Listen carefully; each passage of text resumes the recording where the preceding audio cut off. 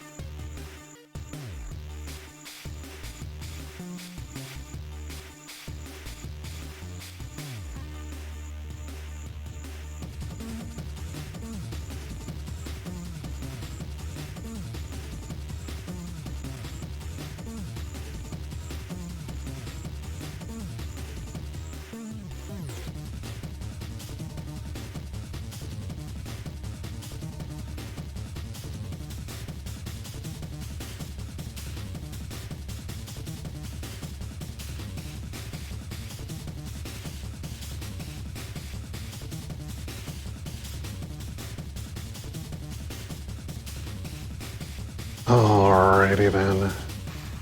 Countdown is done. Looks like my mic is working. Let's see if my face cam is working. Yep, looks like I got all my cameras working. Alright, maybe I'll just jump right into this thing then. What I'm trying to do today, might be a short stream, but I always say that. What I'm trying to do today is I've got this serial cable. It's a Mini DIN 8. It's going to work with a Mac Classic, and I would like to wire it up such that it works with an RS-232 interface, ideally one of these, so I can get it to talk to a Wi-Fi 232, which I have in a bag over here. Because at some point, if I get this all to work, I'm gonna hook this all up and get a camera to the Mac and see if I can dial up a BBS. So yeah, here's the Wi-Fi 232. Nope, I'm going to the camera.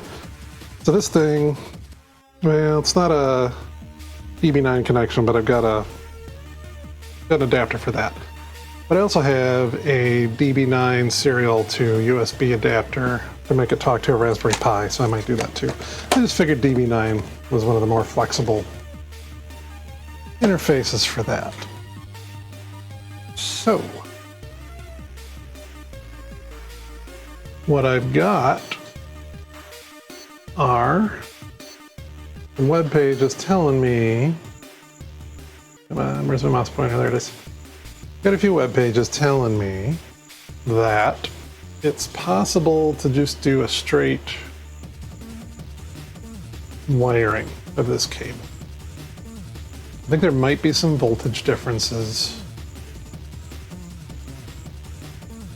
but from things I've read, it says you should be able to just wire this such that it can talk to RS-232.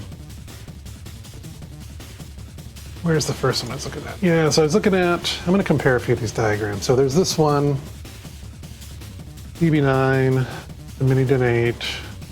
It's got some stuff where we connect up the transmit and receive, and you got to connect up the ground. And the shield.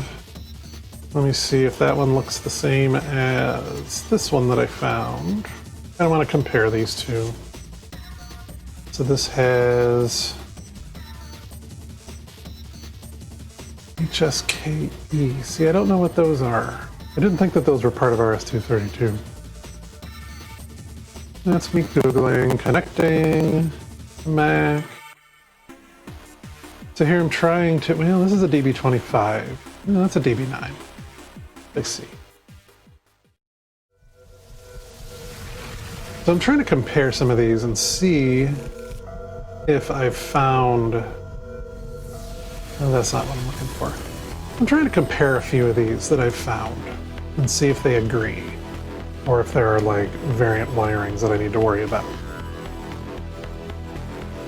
Note on old Mac serial ports. Serial ports are based on the EIA 422 standard using 5 volt outputs. Possible for Mac to accept 12 volt data by grounding pin 8 at the Mac end. So I bought a Mini DIN 8 to DB25 cable. And the problem I'm having is that I can receive data on the Mac over it, but nothing gets sent. I'm hoping it's, if I build my own cable will work. I'm hoping it's not the voltage difference, but I guess that's a thing I may find out, depending on how far I get on this stream.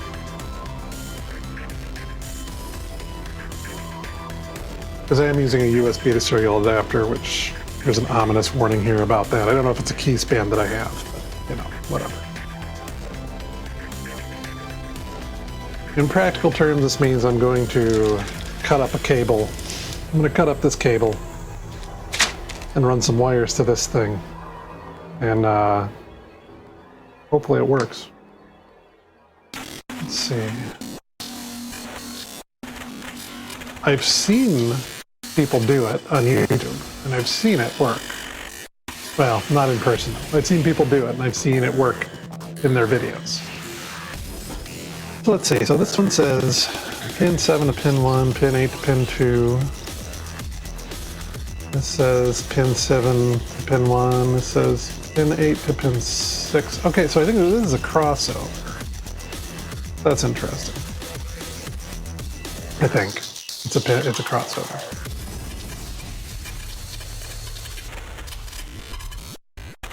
Just kind of looking at these pins. Mini DIN 8, DB9. Yeah, these are going to be hard to compare. Okay, so first, I'm looking at RTS, pin 7. Pin 7 on the DB9. What does this one say? Pin 7 on DB9. RTS. See, now this is where some differences are. This says pin 8 is CTS. This says pin 7 is CTS.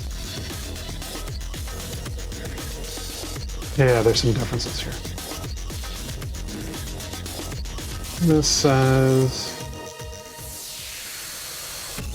DSR RTS. Okay, DTR DSR. Yeah, all right. So these wiring diagrams are different.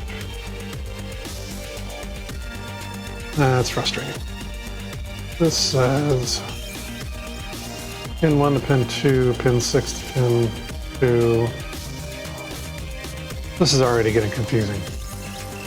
I guess it's good that I got this. So what I did get, I got this kind of solderless breakout thing, because I want to be able to rewire it if I need to. It's got some nice screw down terminals. So whenever I cut the wires up, oops, I'm going to drop things on the floor. So whenever I cut the wires up, I'll be able to screw them down onto here, pin by pin. So ideally, I could try several different wirings. like, I understand the principle I want to do is the principle I want to follow is I want the max serial wires to talk to the correct RS-232 wire. I don't think I want to cross over because I want this to actually talk to a device that pretends to be a modem.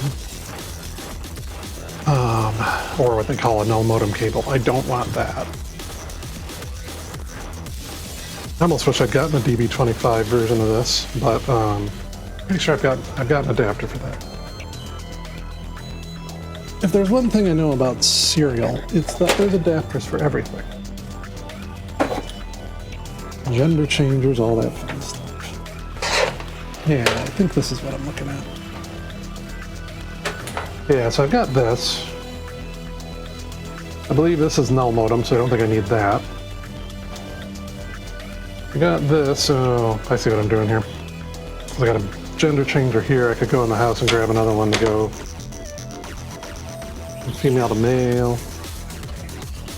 Oh, this is the other thing that I brought up. So this is DB9 male serial USB interface. Because originally I wanted this to talk to a Raspberry Pi, and the Raspberry Pi could do file transfers, telnet to modem emulation, all that fun stuff.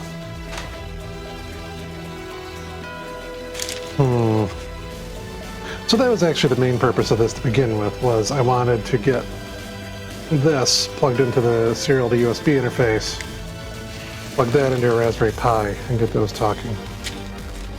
I may run into the house and grab the Raspberry Pi later, but we'll see. Oh, I see. Those are the screw-in anchors. Well, I guess one of the first things is I need to pick one of these wiring diagrams that seem to make sense.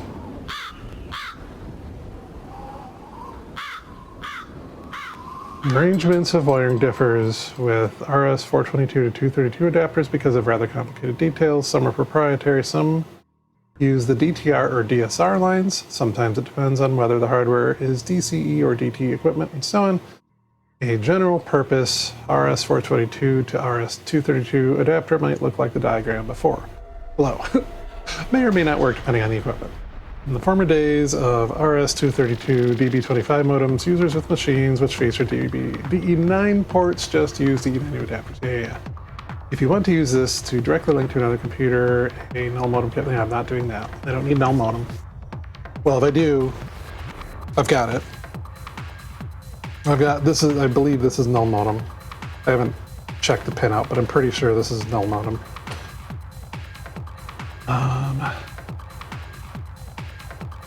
Note the difference between this one and the one at the very top of the page, how the CTS, RTS lines are crossed along with TXD, RXD lines versus this one, which is just straight through. Okay, so, yes. May run into the house and grab a gender changer at some point. So I do want a straight through connector.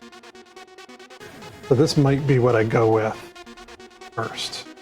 Because I want to hook it up to something that pretends to be a modem, not the serial interface on a Raspberry Pi. This standard converts standard connector on a modern machine to the older form. Okay, so this is going from, I think this is no, this is straight through. This is transmit, receive to receive. Okay, I think this actually is not what I want to do at all, actually, now the more I'm looking at it. DB9 plug. Yeah, I'm wondering if this isn't actually what I want at all.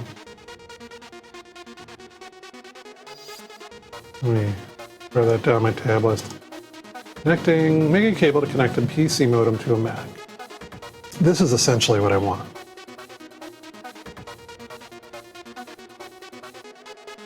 This saying, transmit to transmit, ground to ground, receive to receive. But that's interesting. This is saying receive positive to ground. That's interesting. Does this do that? Receive positive. Okay, so this one does receive. No, get back in there. This does receive positive to ground. Because I know part of the thing with RS-422 is that RS-422 has balanced receive and transmit lines. When one's positive, the other's negative, and so on, so that they balance each other out electromagnetically over runs of cable. It's funny that we didn't go with that standard later.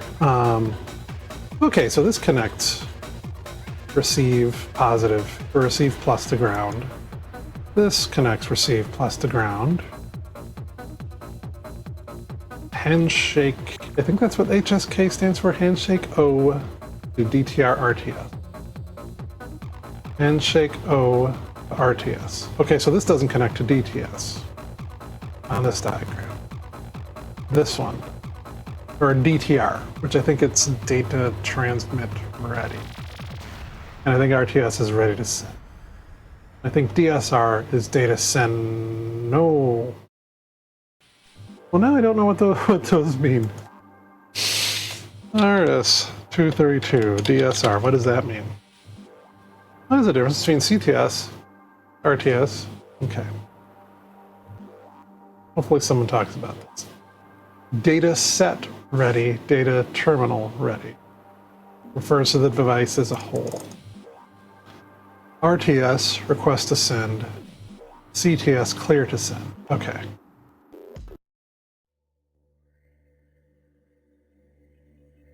All right. So data set ready, data terminal ready, request to send, clear to send.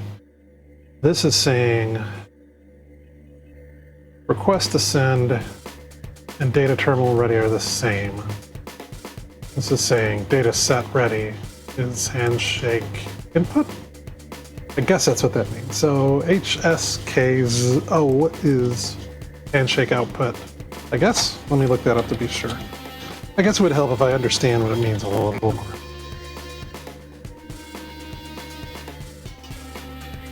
Just so I know what I'm connecting up. Yeah, so HSKO,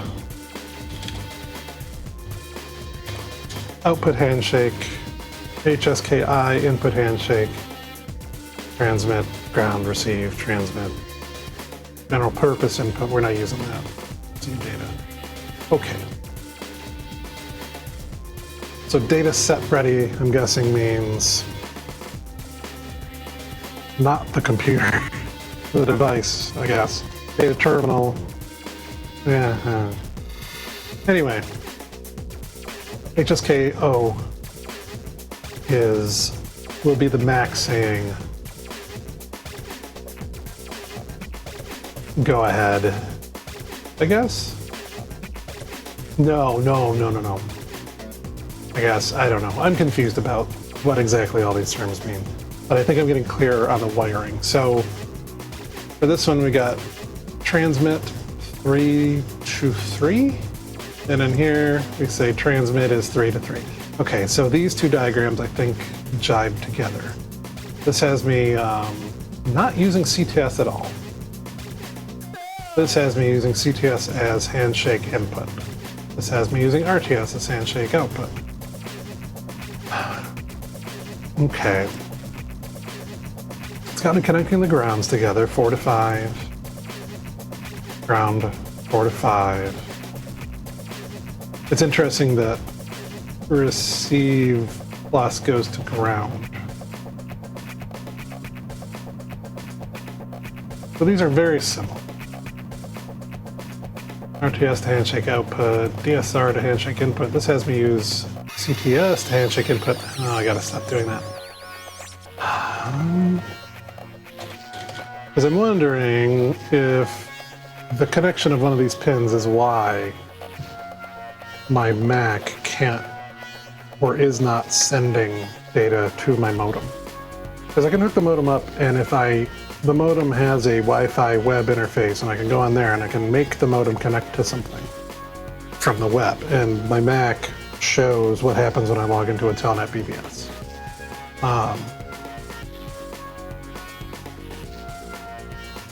So this isn't true.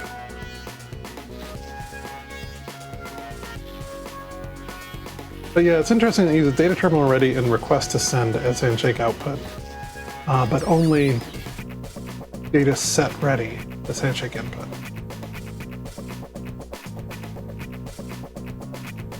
But I think I got a bit of a start here. Oh, just a second.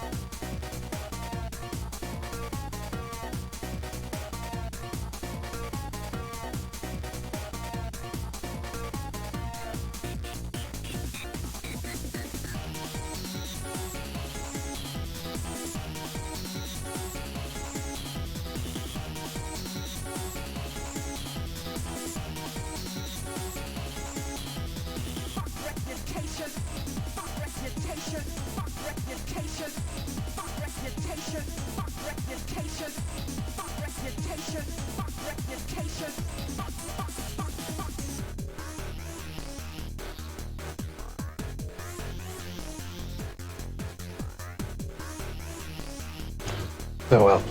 I'm back. I may disappear again real quick.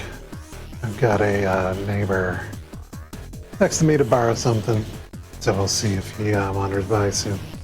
Anyway, where was I? I was trying to figure out what pinout to use for this thing.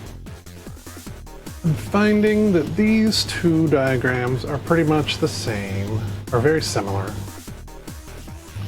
And I guess, if only for curiosity, I'm trying to understand a little more some of the terms here.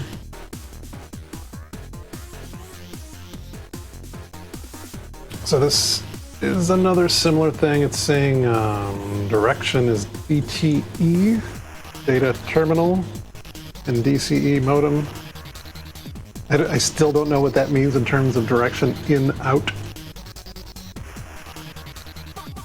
Does that mean the computer is out the modem? That's probably reasonable to think.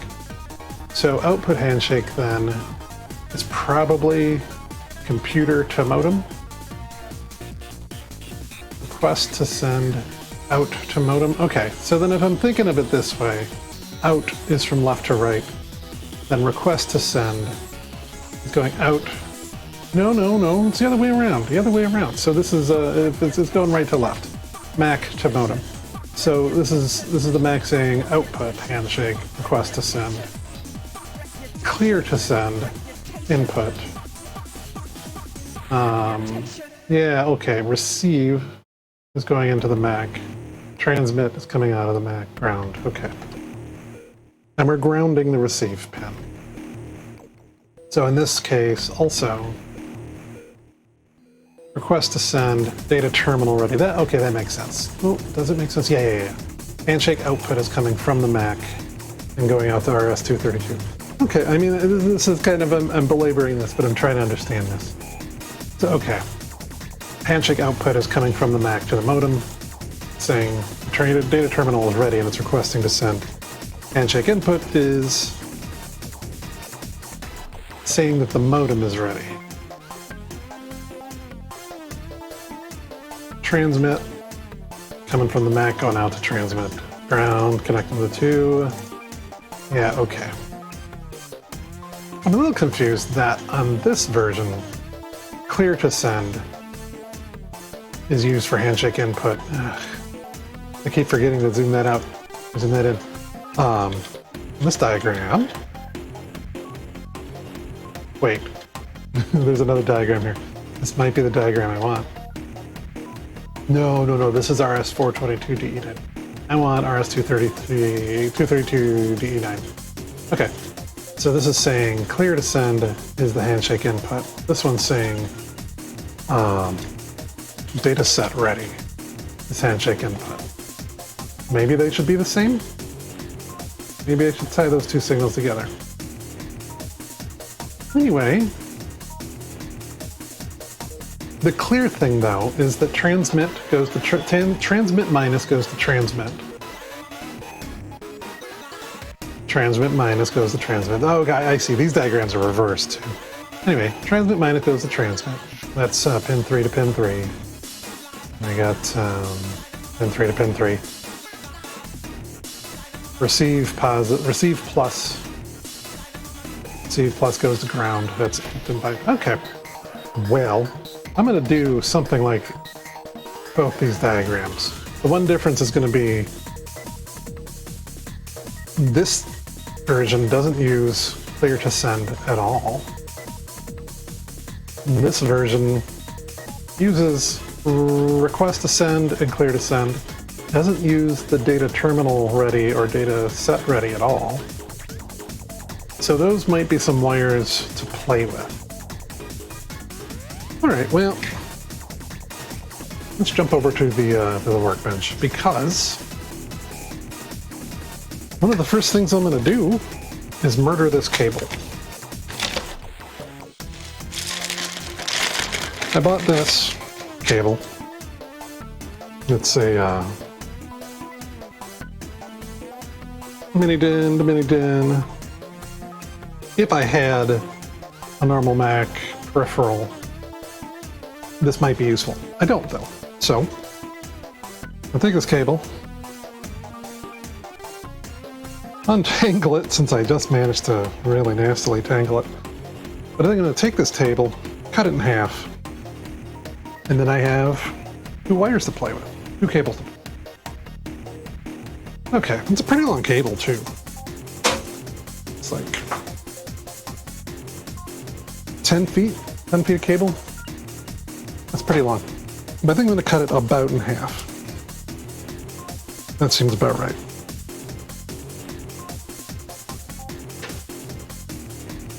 We got some handy dandy wire cutter. I think these are like lineman pliers.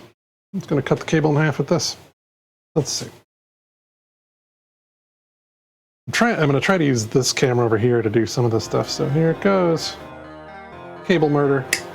Cut the cable. Cable murder achieved. Now I don't know what wire in this cable goes to what pin, so one of the first things I'm going to do is figure out the pinout. Now, first thing I'm going to do is I'm going to coil up 1/2 of this and put it away as the spare. Should come handy for another project.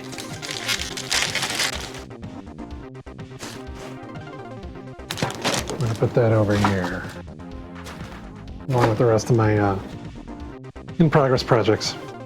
Okay, so get my keyboard out of the way here. Trying not to click too many things. I'm also kind of playing around with the arrangement of my cameras and stuff here. I've got this like overall workbench camera, and then I got this camera here. It's kind of a compromise between the overall workbench camera and the microscope, because I don't need the microscope for this kind of stuff. Okay, I'm gonna need my multimeter, because I'm going to be checking what pins go where. Maybe you'll want to see that on the workbench view. I don't know. I don't know that I need my helping hands right now. I'll get those out of the way.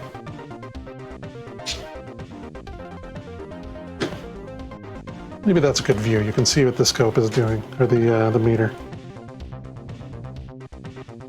Oh.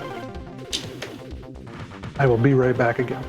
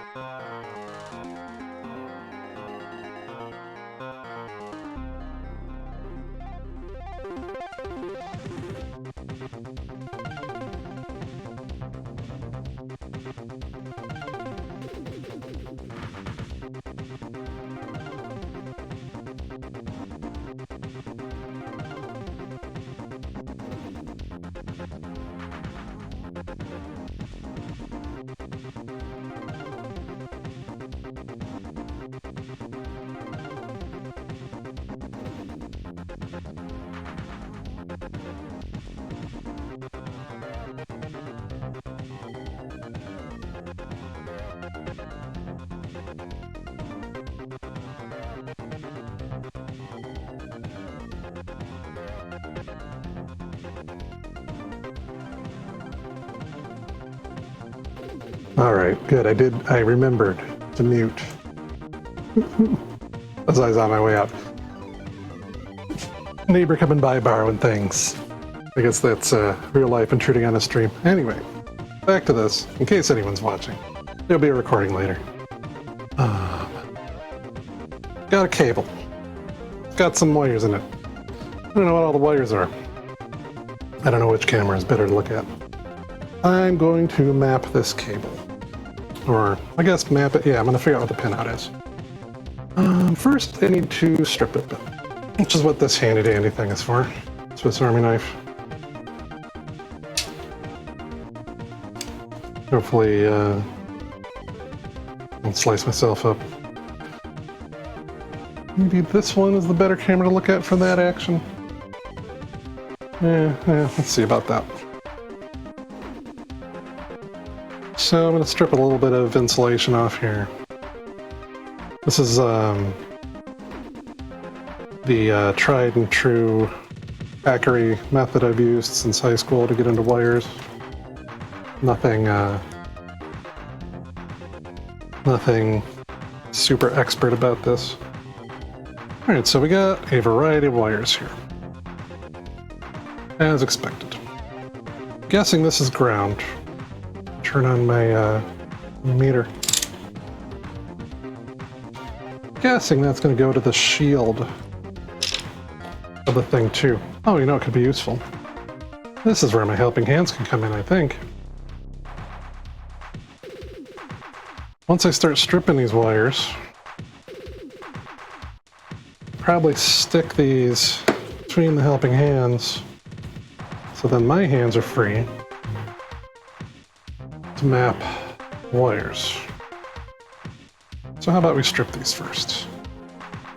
Now for stripping these small wires, I've got a different little tool that hopefully does the job for me. Let me get these out of the way for a second. Alright, so I've got this thing. Nom. Strips wires.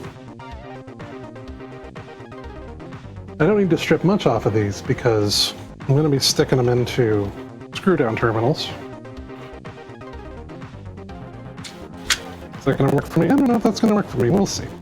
We'll see. If I can get further into the camera here. Basically, you just stick the wire in this thing, munch it, and it should strip the plastic off of it. The insulation.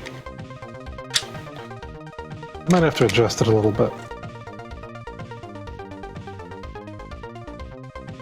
It also works a lot better for, I think, higher gauge wire. Yeah, this is not working so well for me. So, let me go back to this.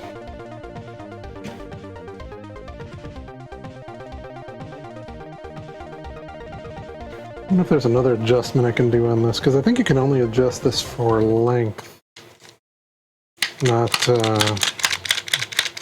gauge.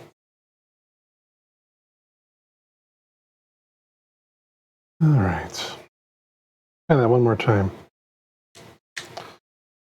Very sharp. I don't want to stick my fingers in there too much. Yeah, no, it's not helping me. Okay. So back to the Swiss Army knife. I guess I could, I need better tools for this, actually, than fingernails and Swiss Army knife. It's okay. Orange wire. We've got, how many wires do we have here anyway? I haven't counted them, I just see a rainbow. I'm guessing roughly 8. Wait, 1, 2, 3, 4, 5, 6, 7, 8, 9 wires. So it's a DB. It's got 8 pins. 8 pins, but also a shield or a cuff, whatever you want to call it. I'll call it shield. So 9 wires, I'm guessing. 8 pins plus the shield, the connector itself.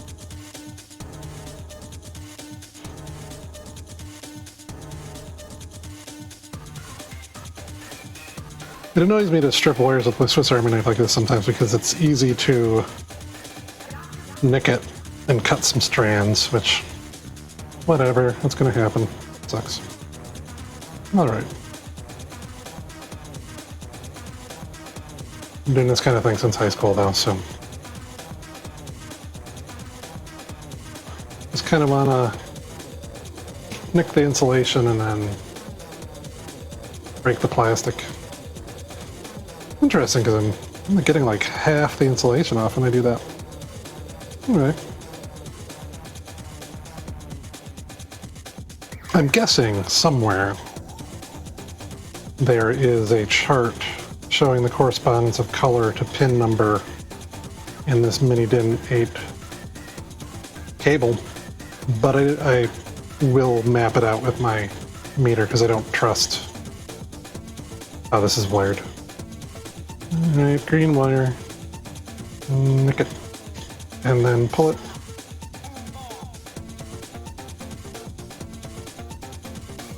Just kind of twisted them in lieu of tinning them. Keep the strands together.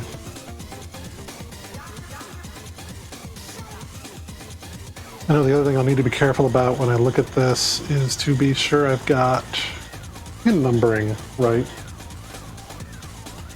But we'll get to that. Might have nicked that one a little too deep.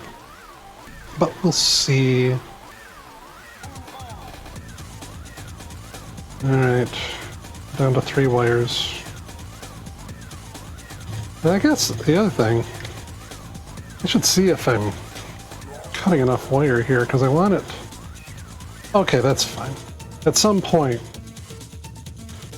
I want these to go into the appropriate screw terminals. So they're going to go around the outside of this. You know what? I'm going to nick a little bit more of this outside insulator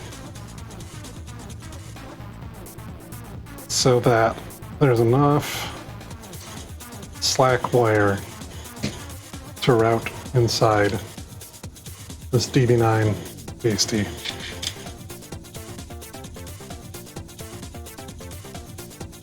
Did I nick enough? No, I did not. I'm trying to be careful here too and feel the thickness of the insulation so I don't nick the internal wires.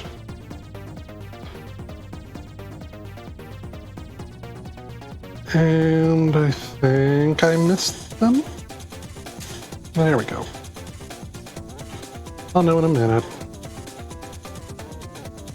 Wires feel pretty good. I don't think I nicked anything I didn't mean to. Alright, so this should give us plenty of wire to route inside this thing when I go to wire it up. Alright, 3 more wires. Black wire.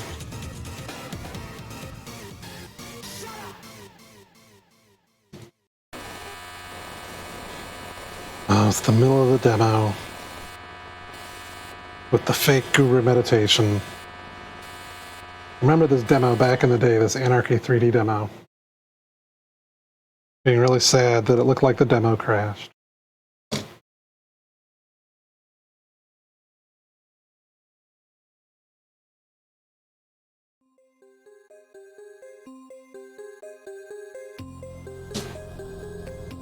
I need to get some more demos on this playlist.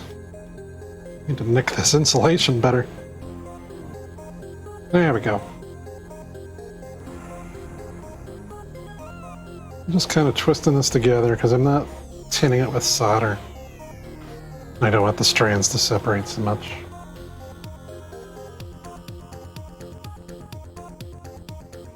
I'm sure I'm also shaving a little bit of skin off my finger. But I'm used to doing that. Alright. I think I made these progressively longer as I went, unintentionally. Alright, so I got a rainbow of wires here, one of which is bare. Now I want to take notes. I guess I could do that on a piece of paper. I don't want to do it electronically. I don't have a convenient notepad to share with you electronically, but let's see how that works. So, here's where I think our helping hands can come in handy. I don't want to hold the wire. I don't want to hold the wires and my meter probes at the same time.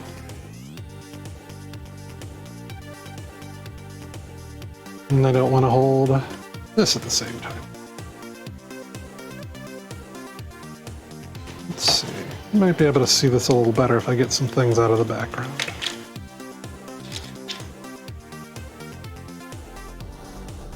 Let me route this around over here. There we go. I would like to be able to show this connector and the wires. And then you can watch me probe them and see what they hook up to. These are kind of neat little helping hands too, because they got a magnetic base. How about I just grip connector itself? Nah. There we go. That's pretty close. So, what I'm seeing on these diagrams, if I look at the browser again, I think I've got that oriented. So they're counting pins. 1, 2, 3, 4, 5, 6, 7, 8. So they're going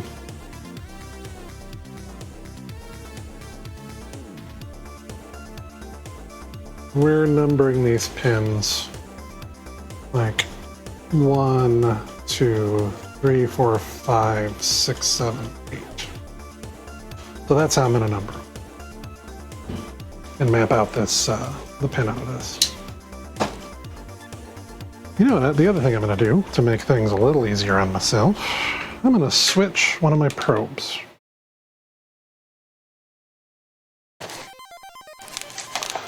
Missed an hour of the 20-minute LML stream. Yeah, I'm sneaky like that. I jump on at random. Okay, yeah. I'm missing some probes here, aren't I? Am I? Well, what I'm looking for real quick is I'm hoping to find that I... Oh yeah, there they are, there they are, there they are. Okay. I'm going to swap out one of my probes. Make lots of noise while I do it. I bought this handy dandy probe kit. Or, yeah. Wires and probes. Oh my. What's nice about one of these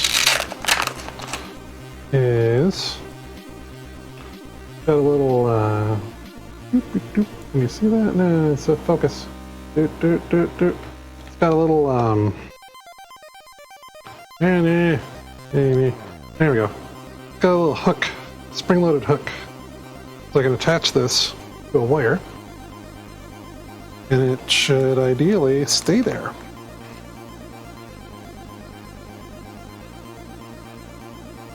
So as I map this out, I could say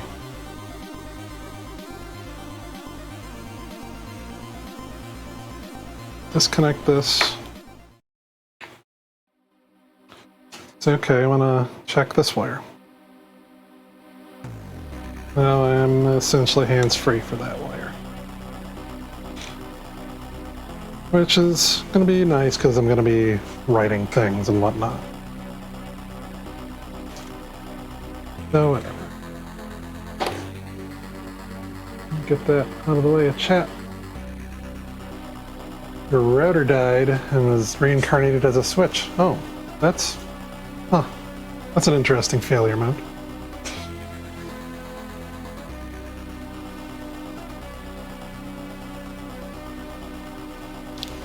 What did you discover about your new device?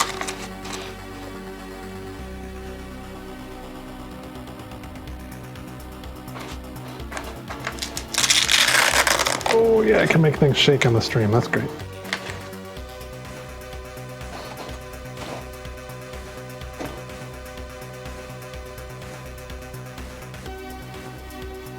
I guess I could show you my stream notes, I guess. Yeah, I guess.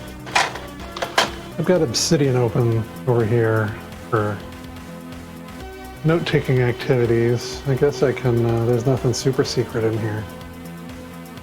I could start taking notes. Mini, din, 8, 10, out. What I want to do is first figure out where this wire goes.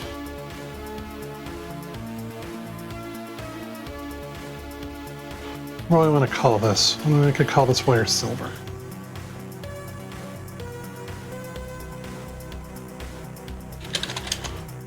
And then eventually I can like reorder these according to pin number.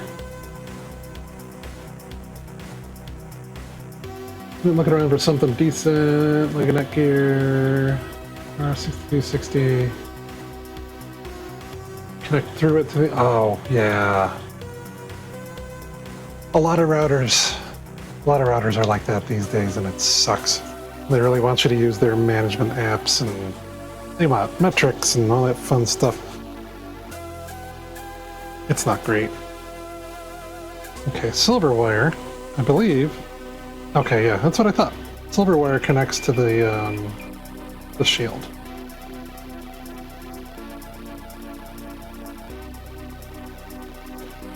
So, silver, shield. Next wire is going to be red. Get silver out of the way. But yeah, a lot of networking companies now want you to like give them analytics on your network and upsell you to management crap. And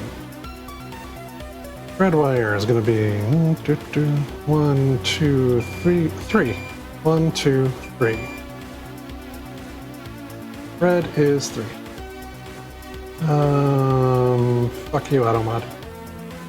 Anyway, does it use Wi-Fi? So you set up your laptop Wi-Fi and got the same crap? Yeah. Yeah, a lot of them still have local web interfaces, but they make it hard to get to, or at least obscure to get to. Okay, so this is red, pin 3. I'm jotting it down here in Obsidian. Which, whatever. So next one, orange. So I can pick that up to orange, and it's not on anything else. Jot that down in my notes. Orange. Which pin is that going to be? We got, pin, oh, pin 1. No, no, no. Pin 2? No. Oh, I see. 1, 2, 3, and 4. Orange is pin 4.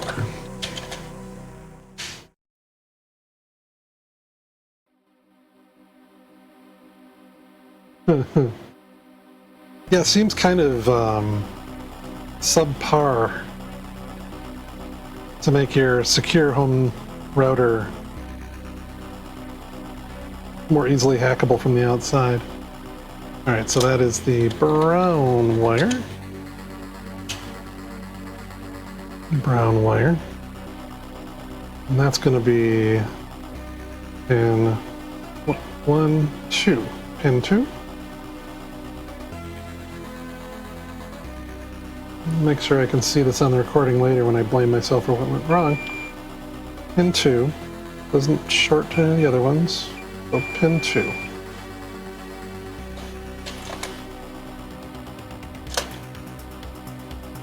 What? AutoMod doesn't like calling something a little tool. That is amusing as hell.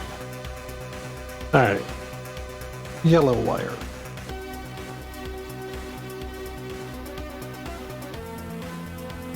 That down. Yellow. And that's going to be 1, 2, 3, 4, 5. Right? 5. 1, 2, 3, 4, 5. Pin 5 is yellow.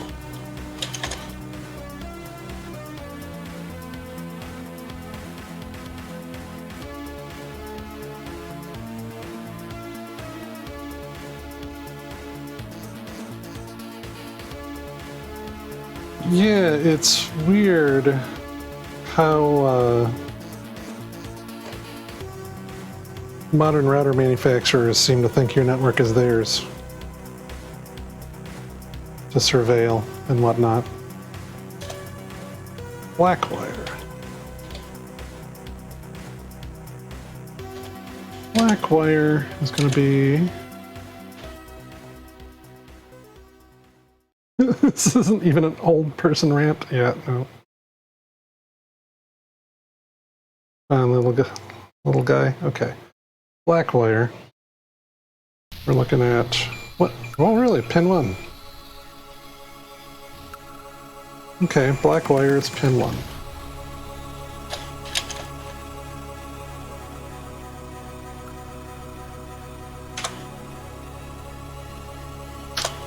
Okay, so moving on to purple wire. I'm probably going to run through all these and check them again. Purple wire is going to be 1, 2, 3, 4, 5, 6, 7, 8. Purple is 8, right? Yeah.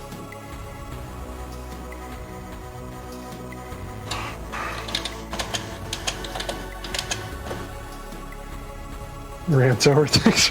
Irritate Ted, talk nice. Green wire.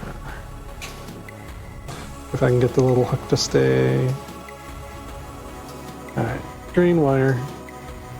It'll be... Oh, let me write that in my notes. Green is 1, 2, 3, 4, 5, 6, 7, 8. Green wire. Oh, my meter turned off. Probably need to get a new battery for that thing. Okay. 1, 2, 3, 4, 5, 6. 6. Green is pin 6. That leaves us with blue.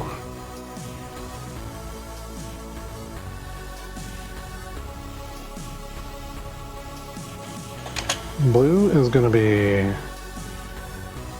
1, 2, 3, 4, 5, 6, 7. Probably just a fluke.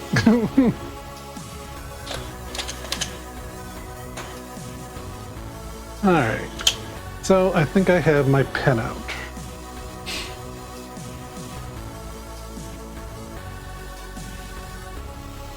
Let me enlarge that. I've been taking notes this whole time. You can see my notes, my top secret notes over in Obsidian. Might help if I paste it in a picture here or something, but whatever. Let me reorder these. Black is pin 1.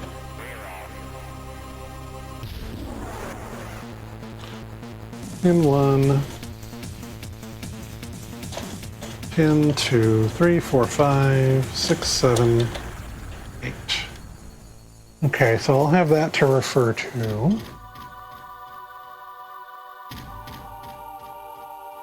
Can I shrink this back down? Yeah, okay. Now what might be handy is if I just go ahead and like copy this into like Notepad or something. Oh, you know what I can do? You know what I can do? I can, new, open current pane in new window. Aha! I forgot you can do this in Obsidian now. Because what I want to be able to do, so I know what my wire colors are.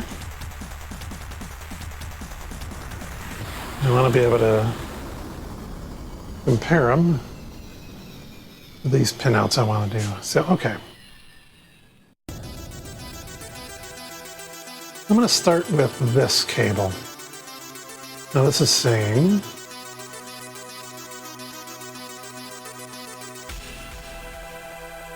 you be required to Okay.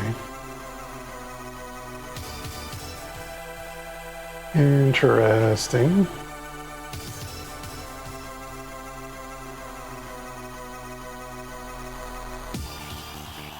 Or the 128K and 512. Actually, maybe I can shrink this a little bit.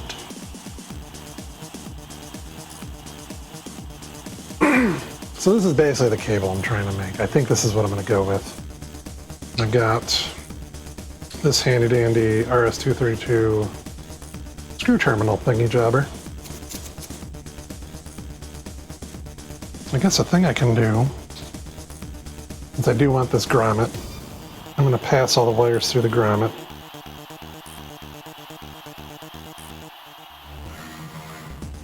You can't see because I'm doing it like way off camera. So my cable fits through the grommet. What's the plan with the cable? It's going to be, I hope, an RS-422 to RS-232 cable so that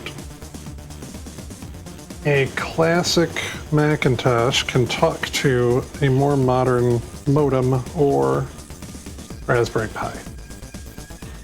So actually, I'm going to do this real quick since my camera is very mobile. Let's see over here. I have a Macintosh Classic, and it uses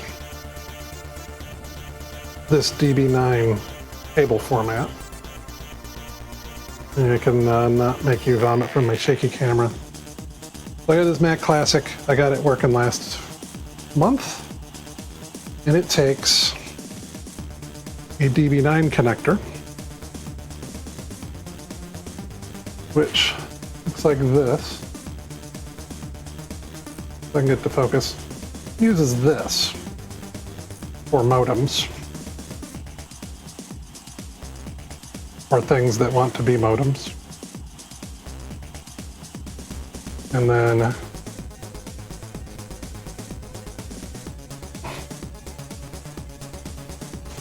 what will it say? What does the Fox say?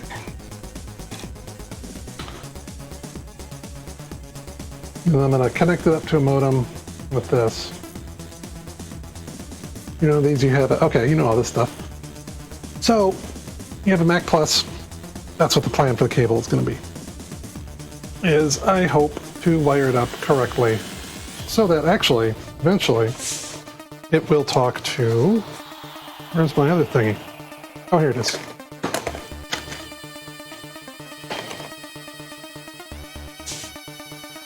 Through the magic of various adapters and whatnot, it will at some point talk to this, which this is it's a Wi-Fi 232, which has an RS-232 port on the back that talks to some fancy hardware and circuitry to an ESP8266, which pretends to be a modem, but instead does telnet. And I also have one of these jobby-doos, which is serial to USB, and that's going to hook up to a Raspberry Pi. So I've got several plans for this cable, if it works. I might have it talk to a Raspberry Pi. If I have my Mac talk to a Raspberry Pi, a fun thing you can do with that is the Raspberry Pi can run something that pretends to be like an old school BBS, and it can do file transfers with Z modem and all that fun stuff. And I can use the BBS and terminal software. Long story short, I'm going to do file transfers and BBSing and all that fun retro stuff with my classic Mac.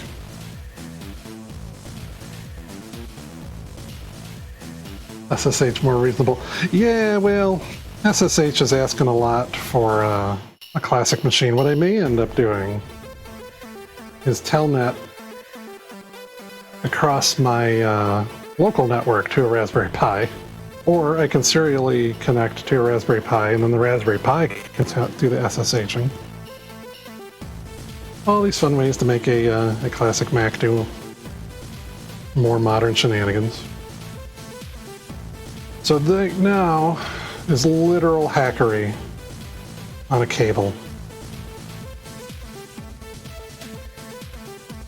Let's see, did I lose the ground? Okay, no, I still got the ground up there. And so this is kind of a neat little serial breakout. I'm going to find the right ports or right pins on this thing. Ooh, is that damaged? No, it looks like the circuit board might have peeled up a little bit. Is that just solder from the factory? Anyway, what's nice about this thing is these screw down terminals should hopefully let me make some mistakes. And hopefully none of them actually fry the Mac. But I can try out a few different connections on this cable.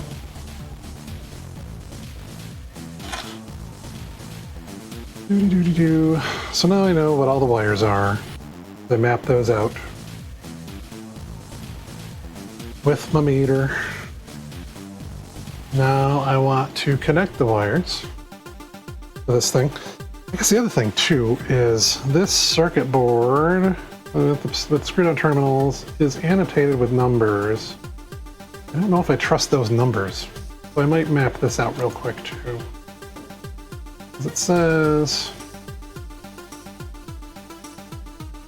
1, 2, 3, 4, 5 and ground. Okay, let me map this out real quick too.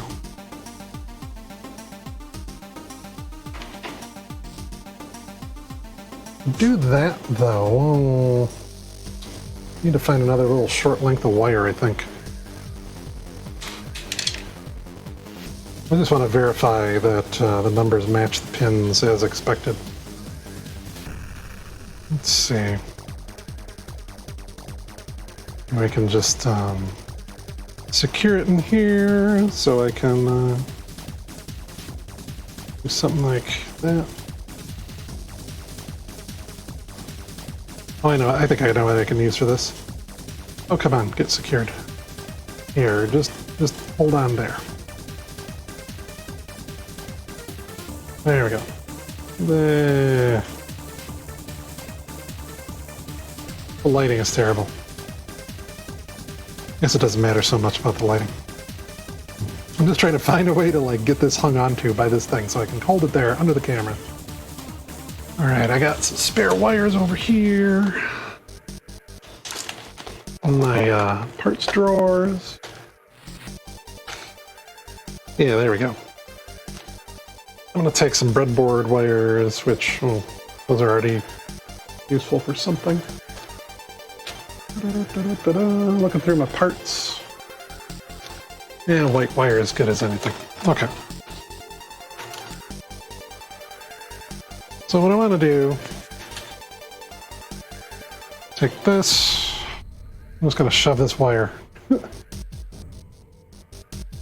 think on the Raspberry there's a possibility to, yeah, on I've read that on the Raspberry Pi you can hook up Slurp, I think it is, and run PPP, and then have the Mac dial into it as an ISP. Yeah, exactly. I'm going to try that, I think. Oh, but the other thing I've got that I may build at some point soon, I have the other board I've got that I'm going to build at some point.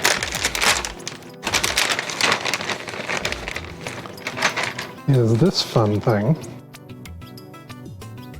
This raw SCSI allows you to hook a Raspberry Pi up to the Mac, and one of the things it does is it pretends to be a SCSI hard drive. But it also apparently can pretend to be a SCSI Ethernet adapter. So, that might be a thing I try doing too. But yeah, I'm trying to make this all into stream content. Give me an excuse to both do it and to stream doing it. Alrighty. Let me turn this up a little bit. There you can maybe kind of see, well, you can sort of see what's going on with this thing. part of this is documentation for myself too, because later I'm going to watch this and say, oh, that's where I miscounted something. So, okay, I'm going to look for pin 1. Pin 1 is that screw terminal. What's the pin out on a DE9? How do we count pins on a DE9? Yeah, apparently the SCSI Ethernet device emulation is new and experimental, but back in the day, there apparently were SCSI Ethernet devices.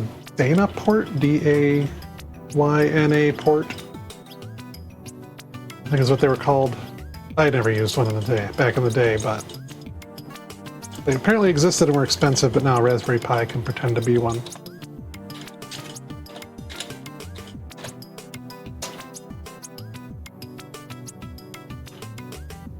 This is the male connector. It's going to be opposite. So I think it starts.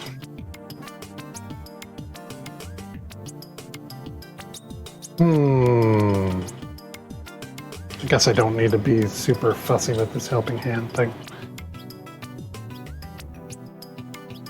Yeah, so pin 1 starts over on the left. This is probably fine. They probably made it perfectly fine. I just want to make sure. So pin 1. That seems correct. Are there numbers on this? Oh, yeah, okay. There's even handy-dandy numbers right on the device. And don't mind my thumb, which I slashed up with my Swiss Army knife earlier. Failures are also content waiting to happen. Yeah. Last year, when I was doing a little more streaming, I had a few fun failures, like breaking a Nintendo Wiimote and losing parts all over the floor. Okay, pin 1. Yeah. Pin 2. Pin 2. I have no reason to believe this isn't wired up correctly, but it also was like $2 or something. Pin 4.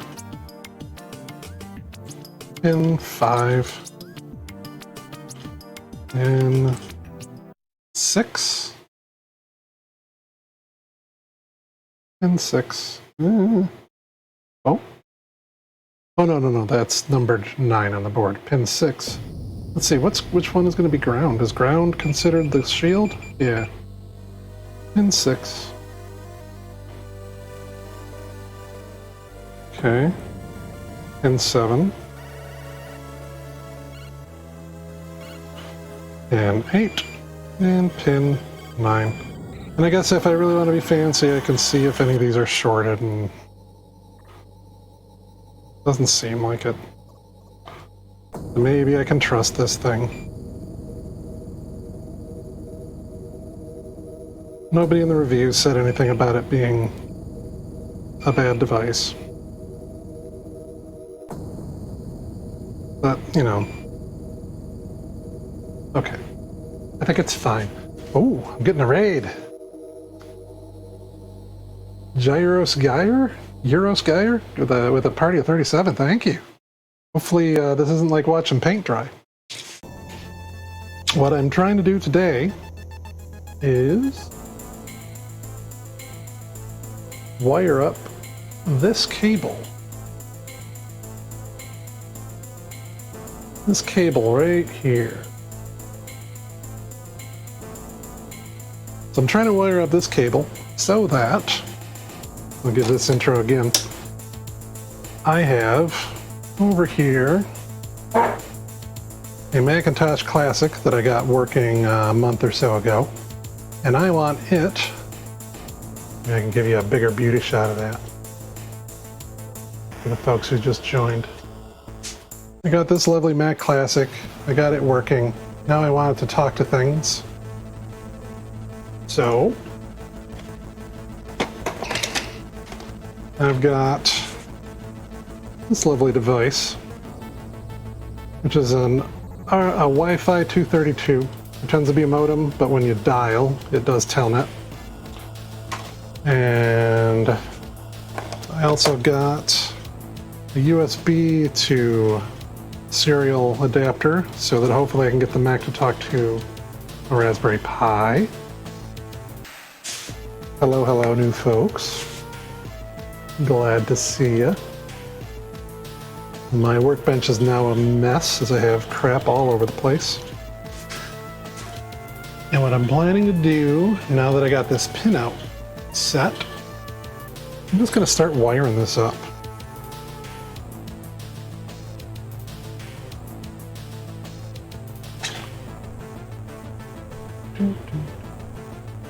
I have a OA user. I use that site, but I do not have an account there. I can switch over to this. All right, focus. Yeah, a bit much to ask to focus. Okay, so the thing I'm looking at, I have notes. So what I did just a few minutes ago is all the wires on this Mini DIN 8, I mapped them out and I got them per pin number and color. Yeah, the camera does focus sometimes. That's what I get for reusing an Android phone as a workbench camera. Someday I should do a blog post on like all the random crap I've got on this workbench. All right. First thing I want to do is find pin 7 on here. I'm going to connect that up to what? Pin 1 on the Mini DIN 8. Pin 1 on the Mini DIN 8 is black. So I want black on pin 7. Not too challenging. Guess we don't need this here. I should actually find a way to change the layout so that you can see my notes and what I'm doing at the same time. Pretty sure the Raiders ate all my S&T capacitors. Oh, they're crunchy.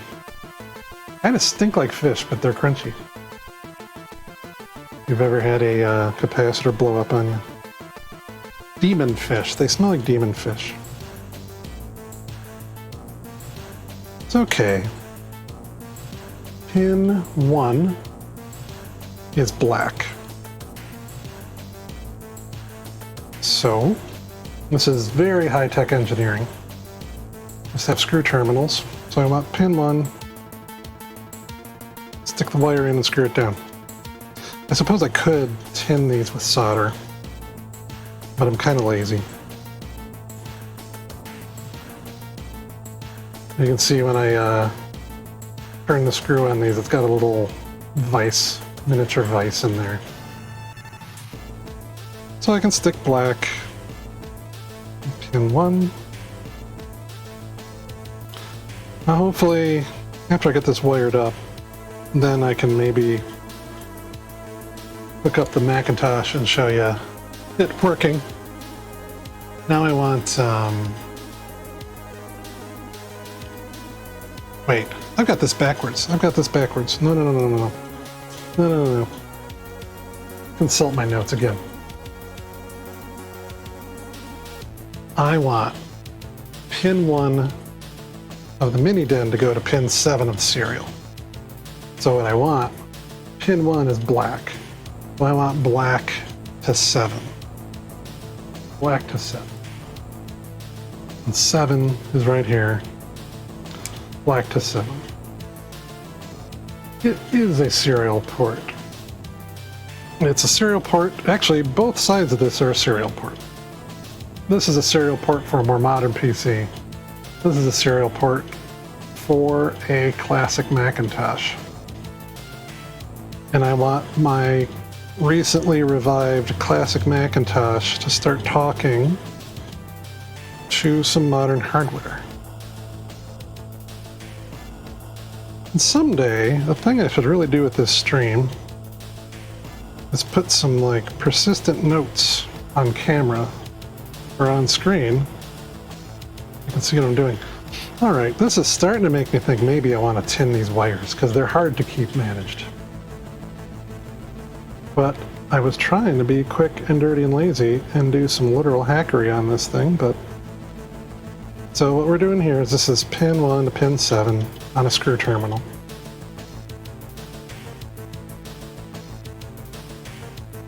Alright, well that's good enough. I got pin 1 to pin 7. This is very tedious. This is like watching paint dry. Alright. Pin 1 from the pin 8 to pin 7. Pin 2 to pin 8.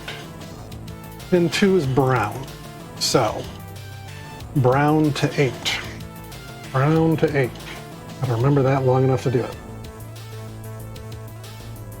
Brown to 8.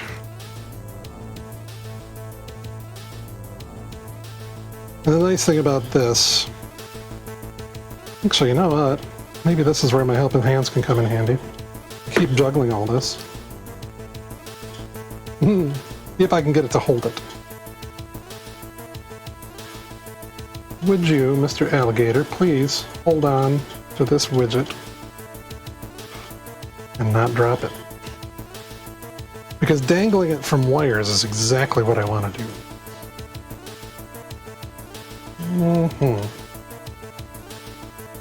Okay. I've already forgotten my wires. I think what I wanted was brown. Brown is pin 2. And according to my diagram, pin 2 needs to go to 8. Please get out of the way, green. I'm trying to neaten this up a little bit. And I'm guessing if this works, I could maybe make it a little bit more permanent and get another one of these and solder it together. But I want this to pin 8.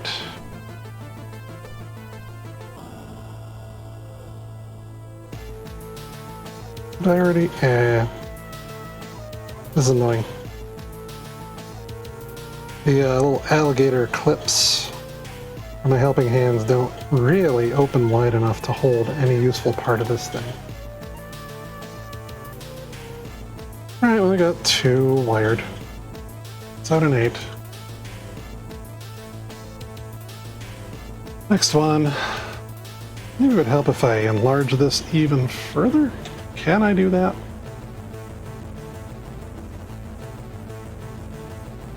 There we go. I'm building this cable right here. So I got pin 1 and 2. Now I want pin 5. Pin 5 is yellow. Yellow to 2. Helping hands tend to need quite a bit of help themselves. Yeah. Okay, so pin 5 to 2. Pin 5, yellow to 2.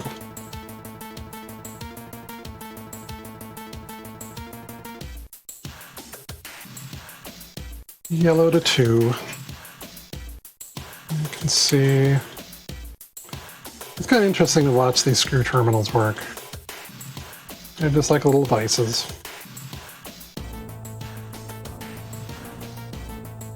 And I said yellow to 2, my memory isn't faulty. I can separate yellow from this mess. I'm pretty sure I'm not going to be using all these wires, so I will have to kind of like safely terminate some of them. Maybe hold a bigger clip with a smaller clip. Maybe that would work. Did I give myself enough wire here? Maybe. Okay. Yellow to 2. So if I can get it into there. Yeah, there we go. And hopefully I don't break these wires as I'm getting them in there. Congrats on my eyesight, being able to deal with tiny close-up stuff and read from the monitor without glasses. Yeah. Well, I do have contacts in. I do also have, I'm not using them today, but I do have magnifying glasses.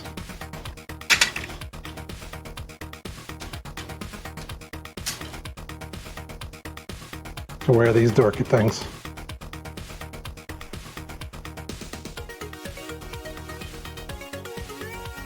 Those are fun.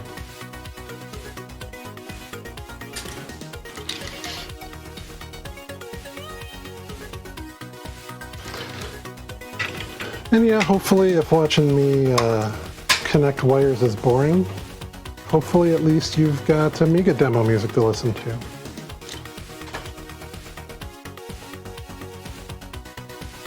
I've got kind of a small playlist for this stuff right now, but I'm hoping to grow it a little bit more. Right now it's just YouTube videos, but what am I doing now? We did yellow to 2. Now I want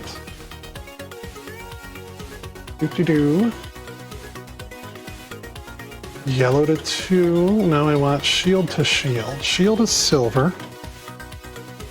Which one is shield? I forget which one is shield. Shield is pin 5. Shield is this bare wire here, which is alarmingly fraying.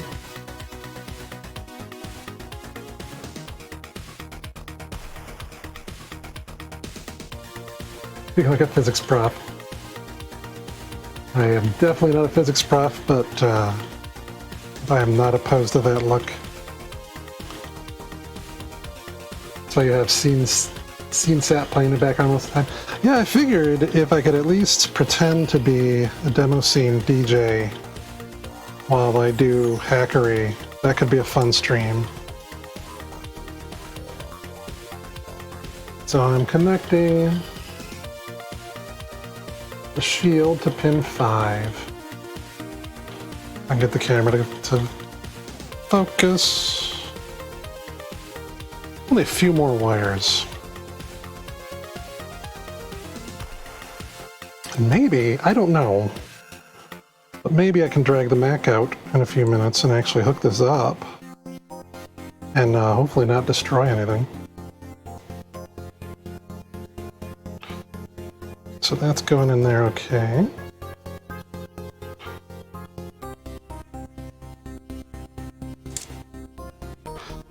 Yeah, I've got a few other playlists that I can play on the channel too. I've got some NES music and some Commodore 64 chiptunes and stuff, but Amiga seemed fun for today. Ironically, since this is for a Mac, well, those are kind of short, aren't they?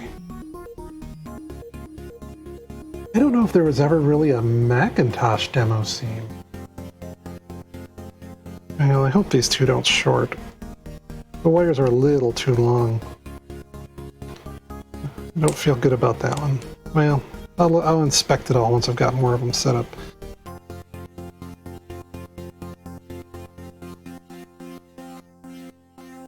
Let's see, what am I doing next?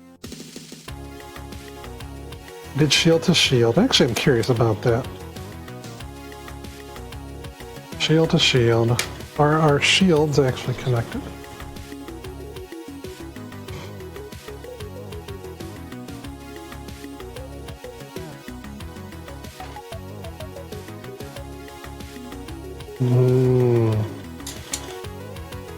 That's the external thing. There's a ground here somewhere. I know silver should be shield. Yeah. Well, we'll test all the pins later. Was it called Classic when it was released already? Actually, if you're talking about the Mac Classic, the Mac Classic was called Mac Classic when it was released, which is strange to me, but let's see. Pin 3, signal ground.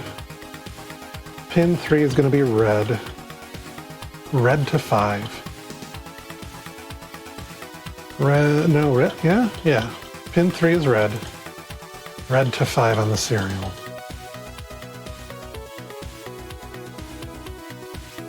Red to 5 on serial. Which one is... Seriously, it's all going to 5? No, that can be red. Red to 5. Actually, which one of these is... Oh, you know what? Shield to shield. I wired this wrong. Because there is also specifically a ground. Come on, focus. There's a ground right here. I think that's what they want for shield. Okay. So we'll get that open. Just port this over there. Maybe this is a better way to hook this up from above. I don't know. It's not really. It all has to go on the back eventually to fit into the case. Let's try that, and then I'll see if the shields match. As you see the back of my hand instead of the more interesting electronic bits. Yeah, if I'd been more clever, I think I would have tinned all these wires so they would stick together better. Because this is just fraying into different strands, and I don't want them to slip into the neighboring terminals.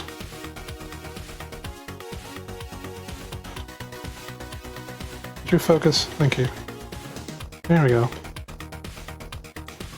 Okay, so I think if I test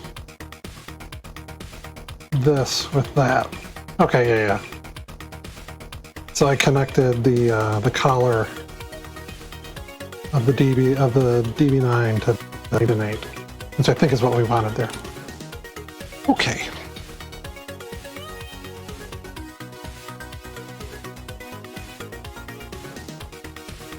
So that's my shield to shield. And now I want, actually I want both purple, pin 8 and pin 4. Pin 8, pin 4, purple and orange to 5. Purple and orange to 5.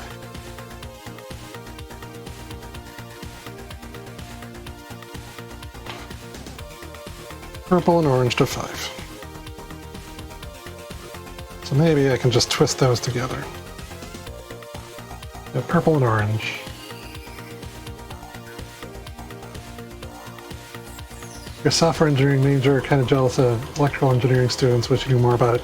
I am a professional software engineer, and I'm doing this electronics stuff and retro computing stuff for fun because I missed doing all of it when I was a kid. And I do want to play with FPGA stuff because, like, that's kind of electronics as software. I'm gonna shorten these wires. FPGA stuff fascinates me because you can just kind of use a software language to describe hardware, which is... And not only describe it, but implement it, which is kind of ludicrous to me. Okay. Now I might have made it too short. Yeah, I bought myself a DE10 Nano? The thing they use for Mister. Telling myself I was going to get into FPGA, and instead I've just played video games. Which, you know, that's fine too. Alright, they're in the terminal. Purple and orange. Number 5. Okay. Make sure these wires are routing out the back all right. And I'm going to go through and verify all these when I'm done, which I think I'm actually close to done with the cable. I've got some extras here, which are not connected to anything. I may need to connect them to something, I don't know. But we'll find out. So, what we were after here, we want pin 1 black to pin 7. Just to verify.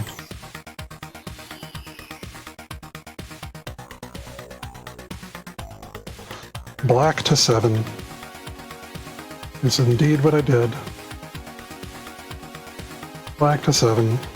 It's a little long though. Let's see if I can get it in there further so it doesn't cross over to the other one and short. A little long. It's just, we don't need so much wire. I might have made it too short now, but we'll see.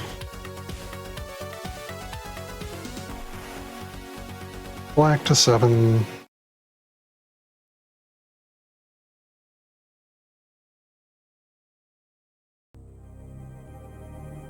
I'm just a little concerned because those wires are very close together. I don't want them to short.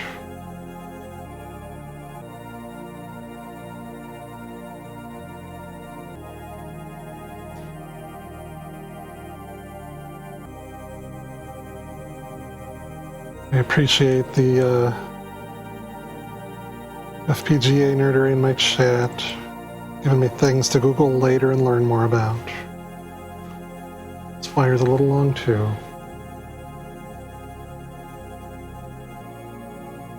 Trim you. You were in 8. Oops. And I could drop my tools. Now the interesting thing about the pinout on this cable that I'm building is it differs a bit from the one I've got in the next browser tab over, mainly in terms of handshake signals. So I may be revisiting this cable to hook up some other wires. Oh, I didn't save you from AutoMod Evil. Oh, yeah, I'm not paying attention. Oh, you said bollocks. That's naughty. But, I'm gonna have a chat with AutoMod. Alright, so this goes in pin 8 now that I've got it physically untangled.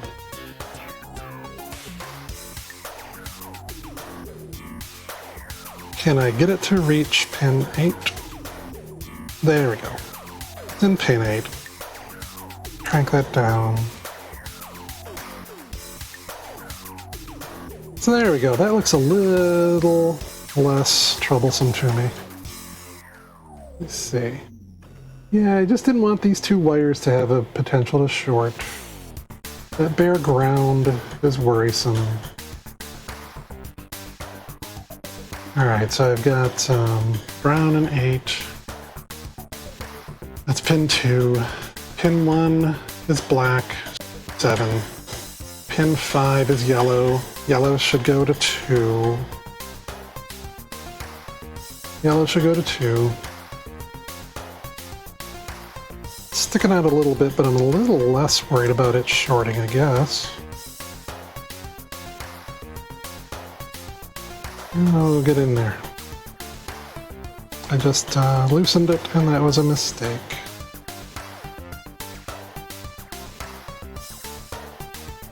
You're building a retro computer cyber deck. Yeah, you were talking about that last stream I did.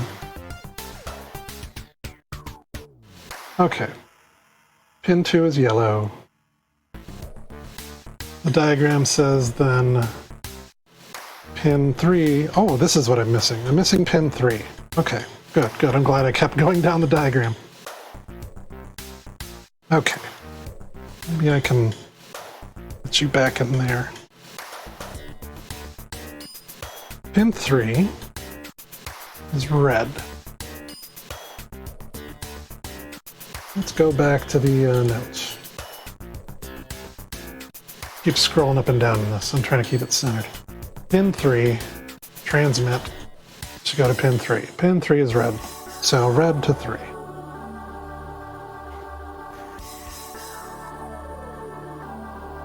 Very tedious, but I want to make sure I have the highest chance of it working the first time.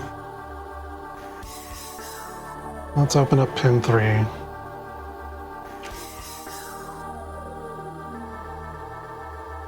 If I can get it to focus, please. Open up that thingy jabber. Shove a red wire in there.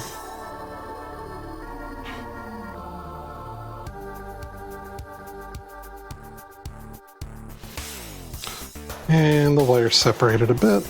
I'll make sure that's tidy.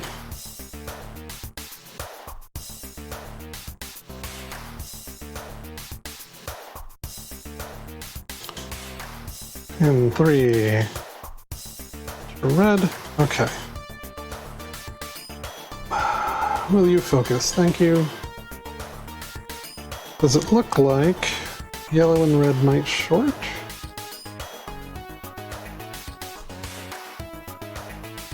I'm going to trim red a little bit.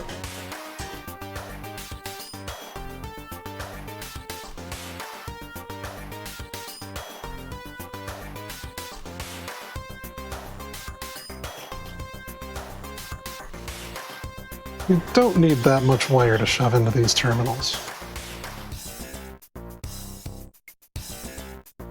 You know, I thought this would take 10 minutes, but I'm being very tedious about it.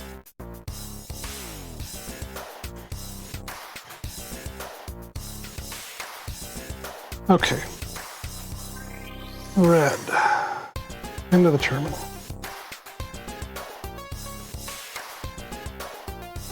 I'm taking C. That is a long tool chain. C sharp to Scala to Haskell to Verilog to assembly to fourth.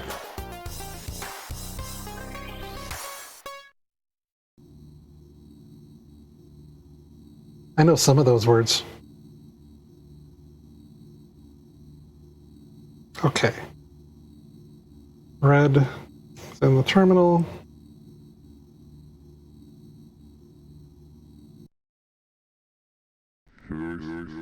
Red's in there, yellow's in there, everybody's in there, everybody's happy. Green and blue are not connected to anything. The TCC design. Tempted to chop them off, but curious if they'll be handy to hook up to anything.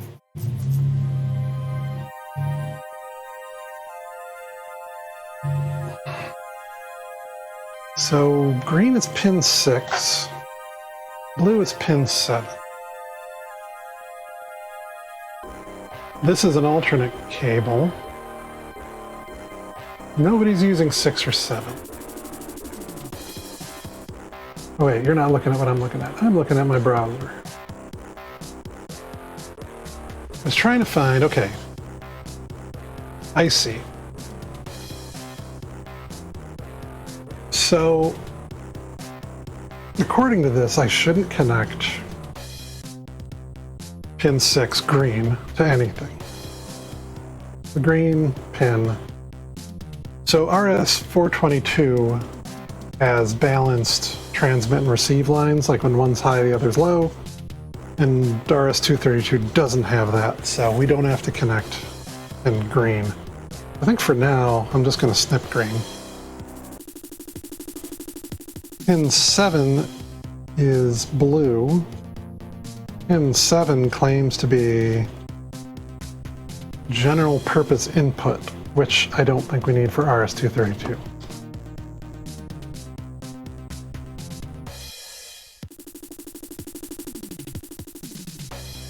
Okay, so yeah, I don't think I need either of these. Green is 6. 7 is blue. I think I just need to trim both of these. And hopefully they don't contact anything inside the housing of this thing. Okay, well.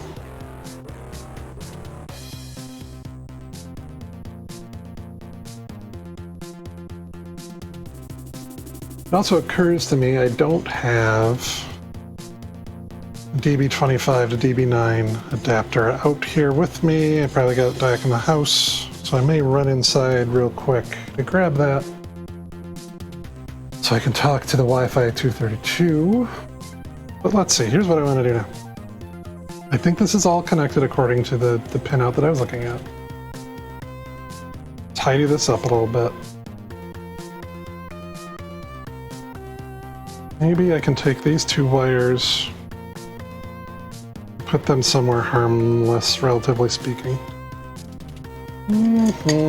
Get some tweezers and hopefully not poke myself. Just want to untangle these 2.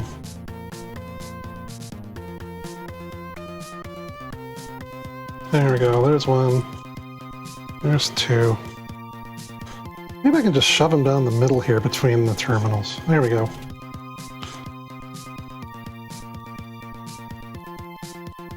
Because I want to do this.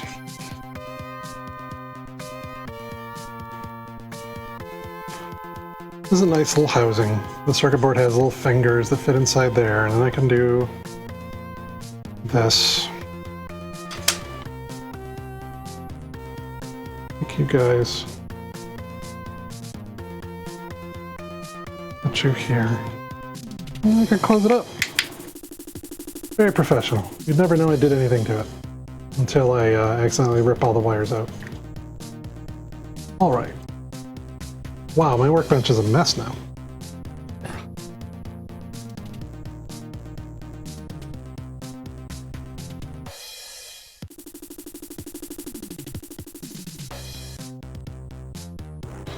How do I want to do this? I'm going to clean up a little bit first.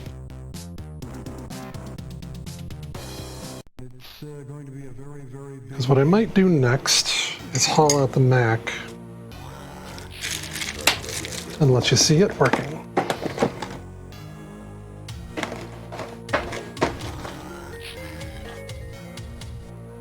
Oh, I see, these are interesting too, so it's a nice little case. It comes with these little things you can shove in there. I assume you can just kind of screw in here. Yeah, that's nice.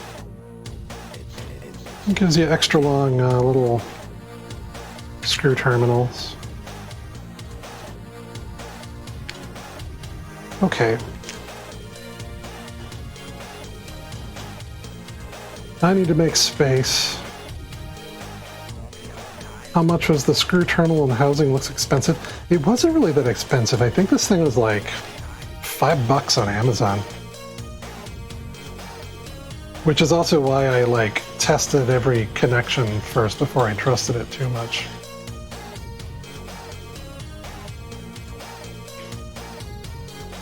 Yeah, not too expensive. Better than twisting wires together on a second sacrificial cable. Okay, so I'm wondering how to do this. I guess a way to do it would be to bring the Mac out. I don't have a Raspberry Pi out here to hook up to it. I was going to hook it up to the modem. We'll have a 9 to 25 adapter right now. Does Windows come with a terminal anymore? I don't think Windows comes with a terminal anymore, does it?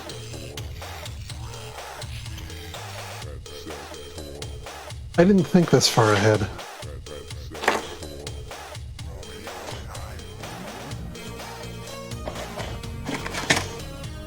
You know what, I am going to pause real quick and run out of my workshop to a place where I have lots of serial adapters. I'm going to grab that bag real quick. Be right back.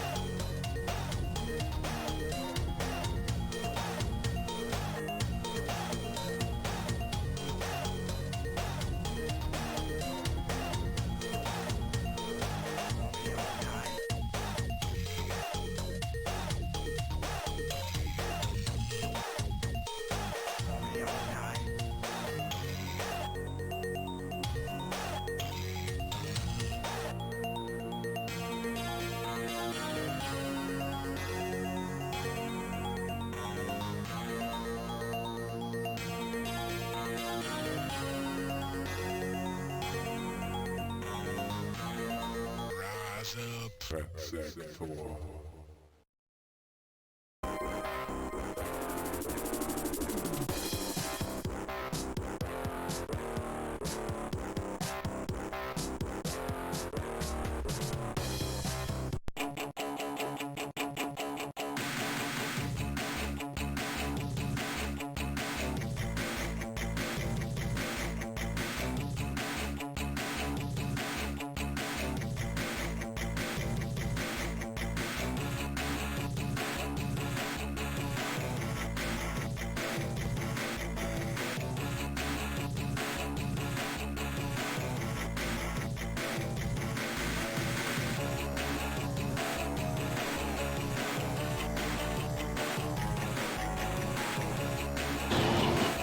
This is what I get for having a Android phone as a wireless mic. There we go. I see the little meter going when I babble, so I think that means it's working again. Alright, so here's what I want to try to do. I got a mess here. I've got this device. I've got this cable. I've got this gender changer. I don't need a null modem cable.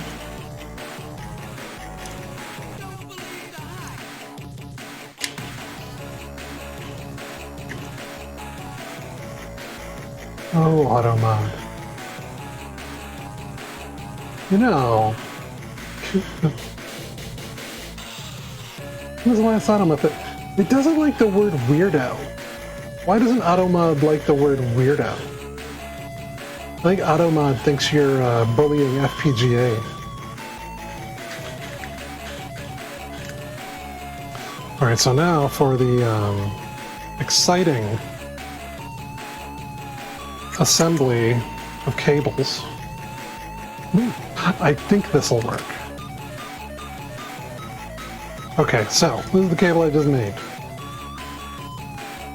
This is the device I want to hook up. And then next I'm going to pull the Mac out. So here's the monstrous assembly. Let me get you out of the way. I've got this.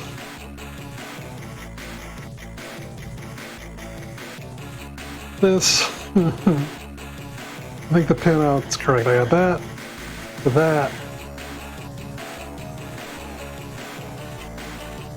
That. And I'm pretty sure this monstrosity connects wires to the right places. You know what I might do actually before I actually hook this up to something with power? I could actually run my meter on the pins to make sure they're connected as intended. It's annoying because there's two things I want to use this cable for. I want to use it to hook up this modem, which is a DB25, and I wanted to use it to hook up a USB serial interface, which is a DB9. It'll probably be hooked up to the DB9 most of the time, which is why I went with the monstrous connectors. Yeah.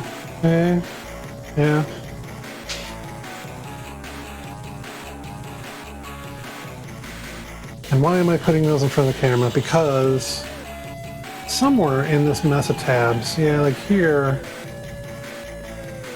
I've got the pinouts of what a DB25 should be doing with this. I don't know if this is going to be useful or not.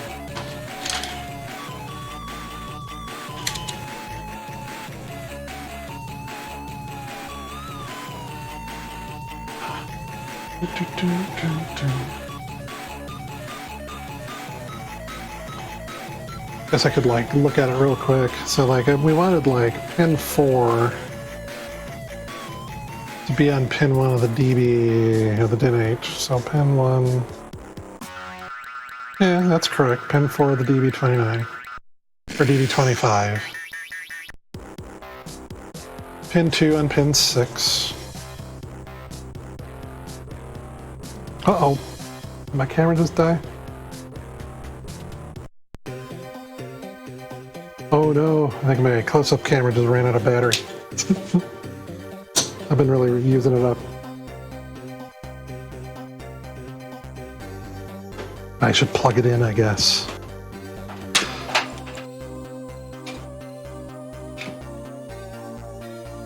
I'm using an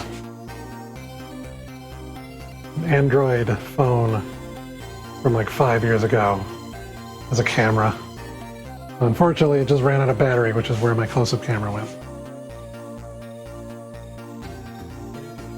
I'll plug it in, because I didn't have it plugged in.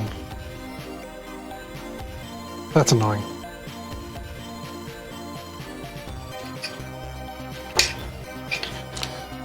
And maybe that'll be enough power to get it to run.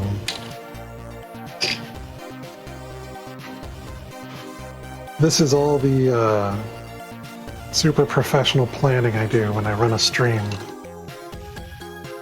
for wiring together a cable.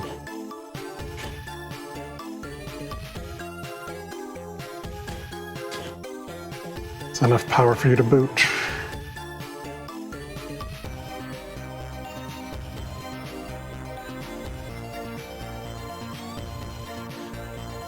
It needs a charge for a while probably, so I'm probably out of luck with that camera. Which is sad because I also wanted to point this camera at the Mac.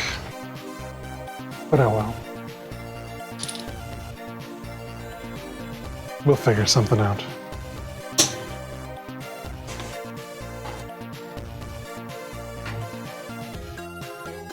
I'll let you charge for a little while, I guess.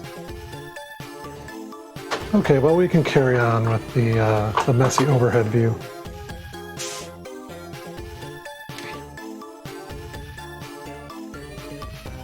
We'll get rid of this. Wow, yeah, this workbench just looks like a disaster area now.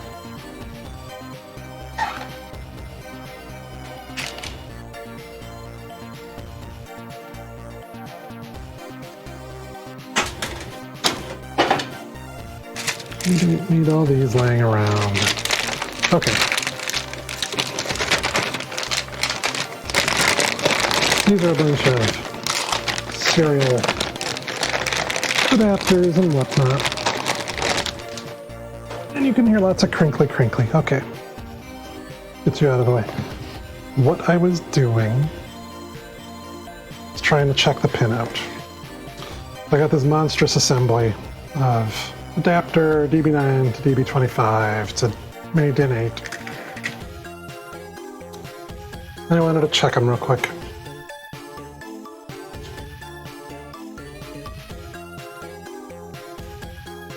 Untangle my meter cables. You glad I have a workbench? Yeah. That was a nice thing about we moved house about a year ago. And getting a workbench was one of the reasons we got this house. Or why we went for this house. Okay. How are you going to go about selling a bunch of plastic and doing your stuff building? Yeah, I miss one of the places we lived in the past was near a maker space, which that was cool. Okay, what am I checking? ADHD has me bouncing all over the place. I'm basically verifying this pin out. I guess I can, like, you can see kind of what I'm doing at the bottom of this. So this says pin 1 on the DIN 8 should go to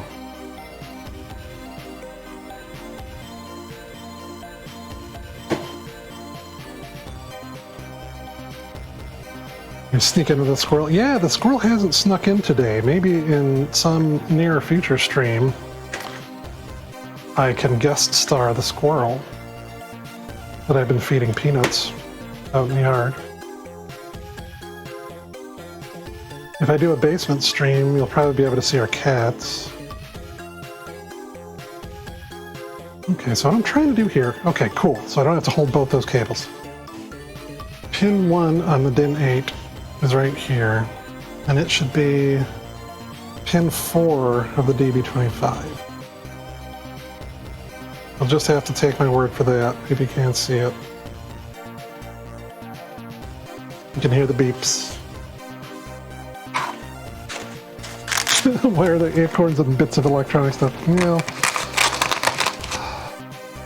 I will know why.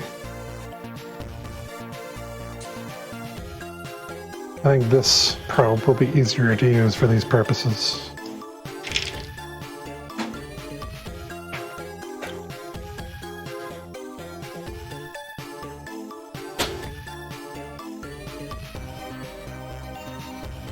That reminds me of,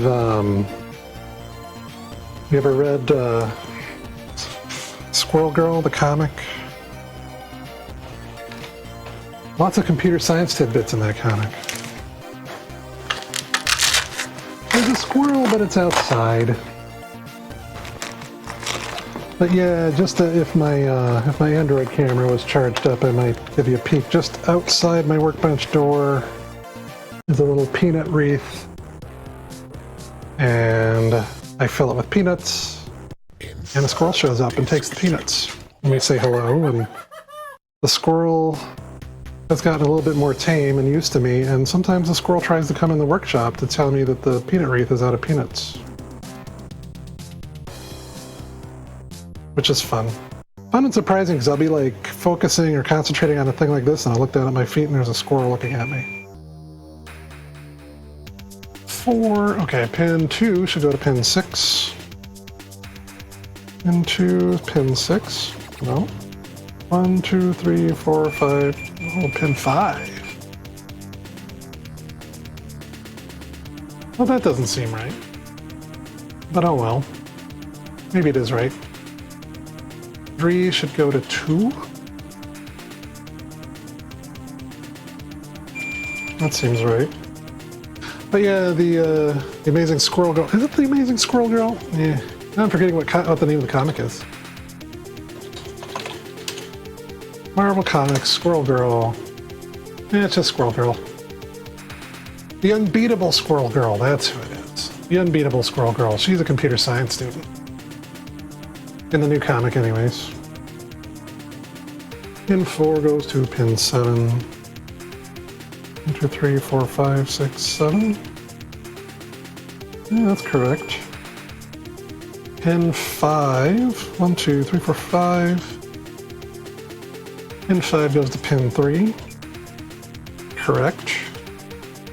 Pin 1, 2, 3, 4, 5, 6, 7, 8. Pin 8, you go to ground.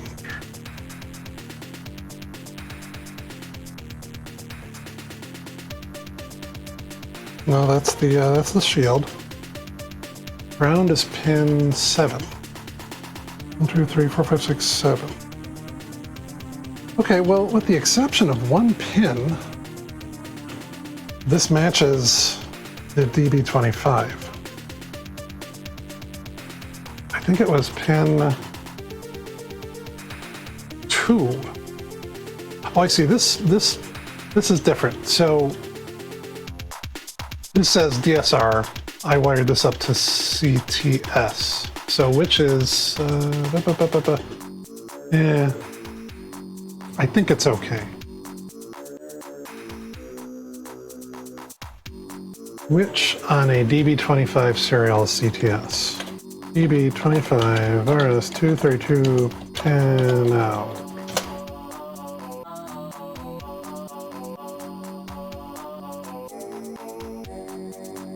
Which one is CTS? CTS is 5. CTS on the DB25 is 5. That's pin 2. So pin 2 is probably going to go to 5. Which is correct. Okay. So, all of that to say, I think this is wired correctly. I wanted to check all that before I connected anything to anything.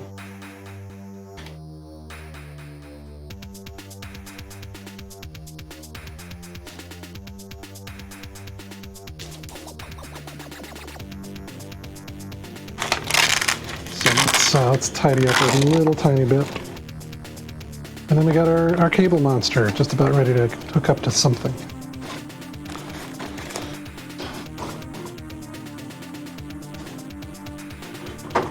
And the reason we're tidying up is because I've got company coming, which is a Mac Classic. I gotta figure out how I'm gonna present that on the stream real quick. I think I know how I'm gonna do it. I think I know how I want to do it.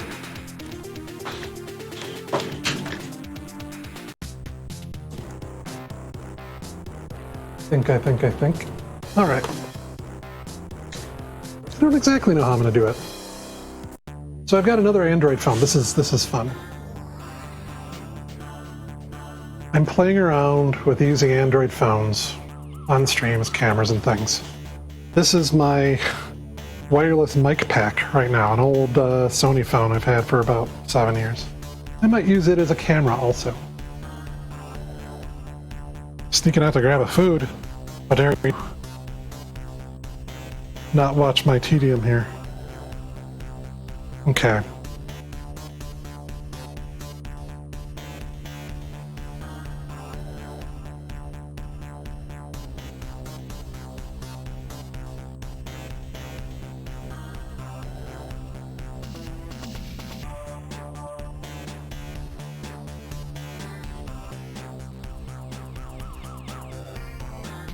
I think I disconnected my mic for a second there. Oh well.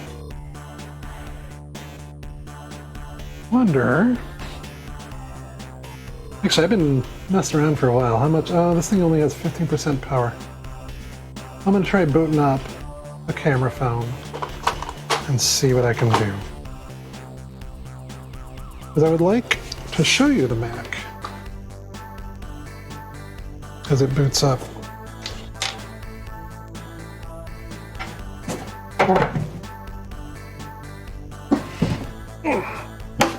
Here is a Mac Classic. It is on the workbench. That's not helpful. That's the top of a Mac Classic. Here's the back of a Mac Classic. Here's the modem cable I just played with. Right here is the modem port.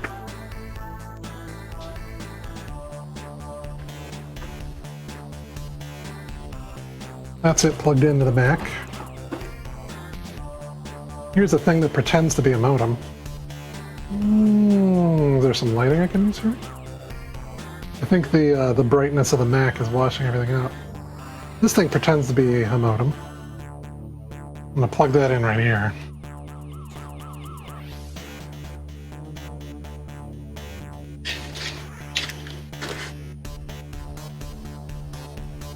Now, if this works again, I only got like 17% battery, but I think we can do something interesting with it.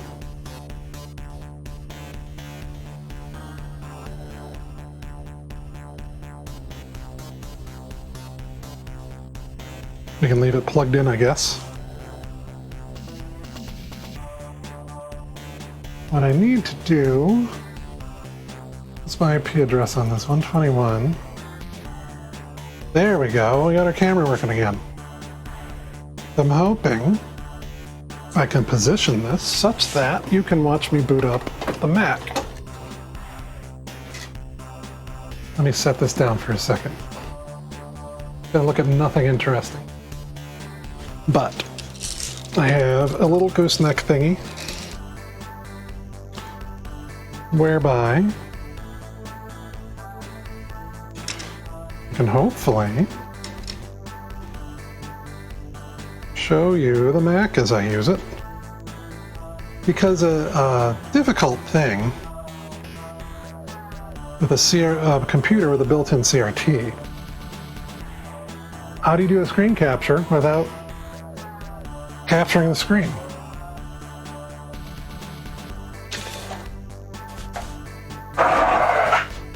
And here I have a keyboard tray. Nice thing about the Mac Classic is it's all in one computer, so I could haul it out to my workshop here.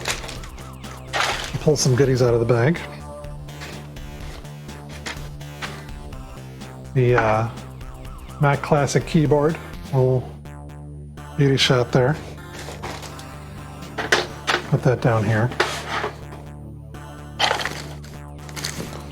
Bag of tricks here. Okay.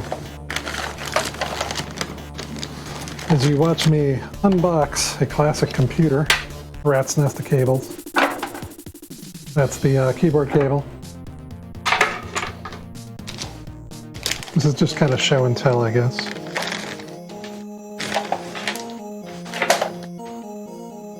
Classic mouse.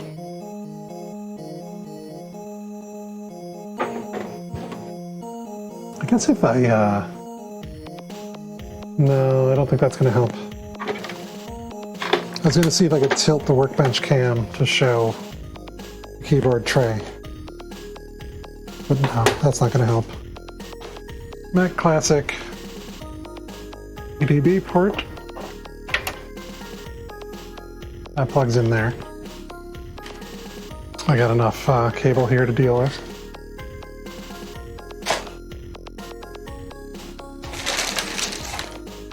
Oh yeah, and here's the, actually what would be interesting is if I did a pinout on this. So this is the pre-assembled cable I bought to hook up this modem. This is one that I just found pre-assembled on eBay. It's not working, which is sad. I'm hoping that this DIY wired one will work. Focus on top of the Mac again. Doot-dee-doot. There we go. I'm hoping that where this pre-assembled cable failed, my new one works. Okay. What else we got in my bag? The modem is going to need some power.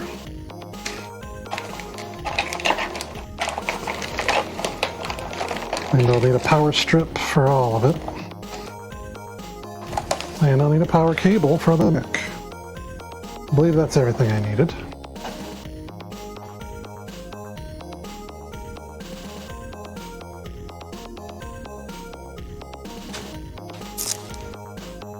Of course, now I have no spare plugs.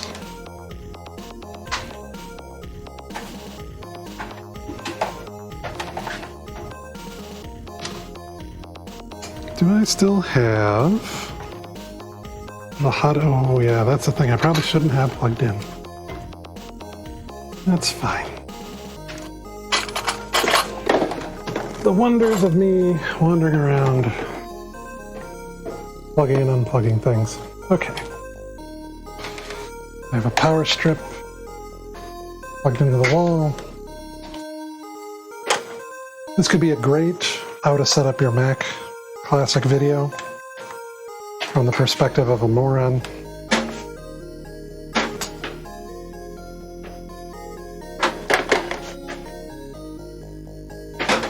Power.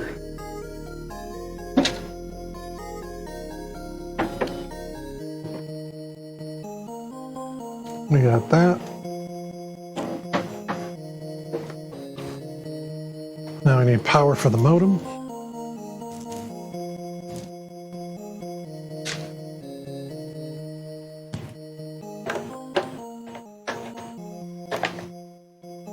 Power for the modem. Little blue light should come on. Oh, would help if I turn on the power strip. Little blue light. I'm gonna grab a chair. Okay. This very exciting view from above. Trying to think how I can make this more exciting. Modem. Maybe that's not so exciting. The more exciting view is going to be this view. As I turn on the Mac.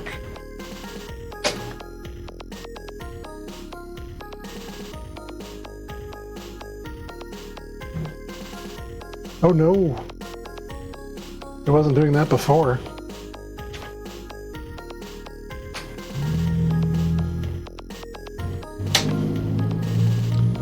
Well, that might cut things short.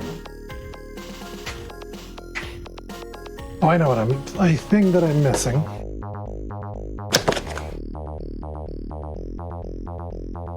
Unfortunately, this may mean that this Mac needs a little more TLC. I hauled it up from the basement where she was working. Connect up this SCSI device, blue SCSI. There's a fly buzzing around me.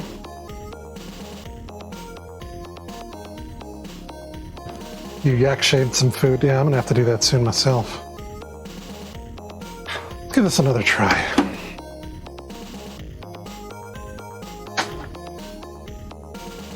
Cross fingers. Well, that's unfortunate.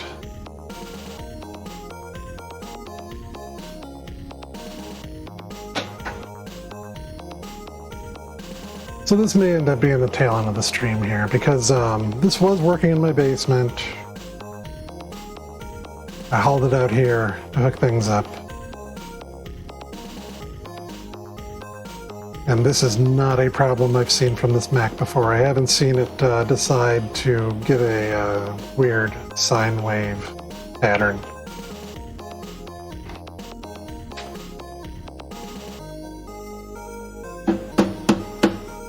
I might have to check out the caps and stuff in there again.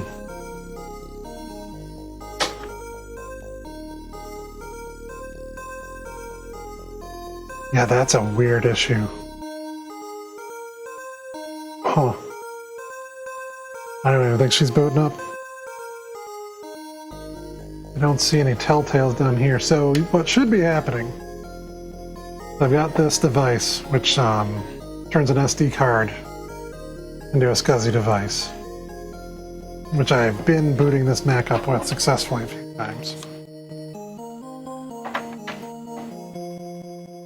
I don't think it should be the modem's fault.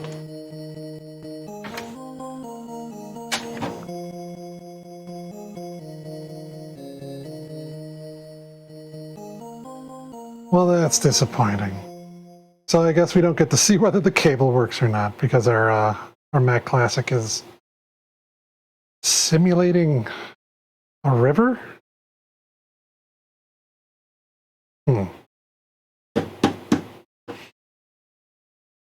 I'm gonna have to do some research and figure out what this problem is.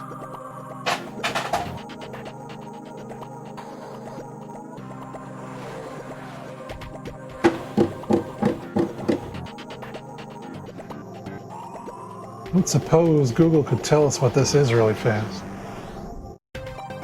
I'm pretty sure it's an electrical thing, but... I don't even know what to call this. Wavy monitor pattern. See, I had... Oh, wavy display it now. See, I've already fixed the checkerboard problem, which I did by recapping the thing. Wave pattern, no, that's a MacBook Pro. Macintosh Classic Wave pattern.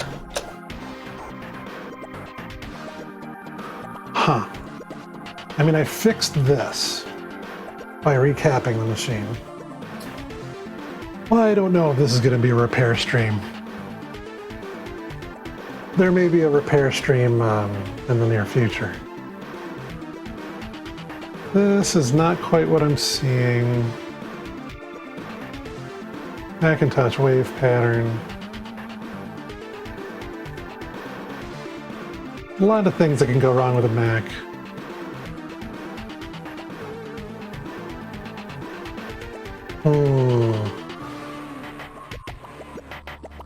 Wow, that's disappointing.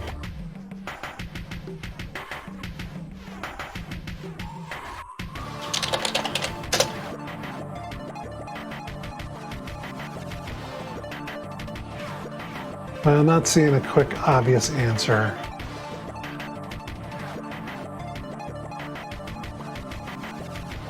That's a bummer, because this was in my basement, and I was just playing a bunch of games on it. So I know it was working. But, that doesn't look like normal operation to me.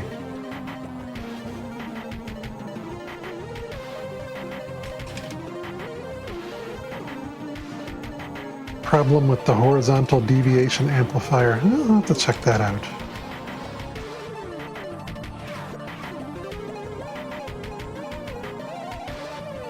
It's annoying because it's not even booting at all. I don't hear the chime, I don't hear any of that fun stuff. Let's see.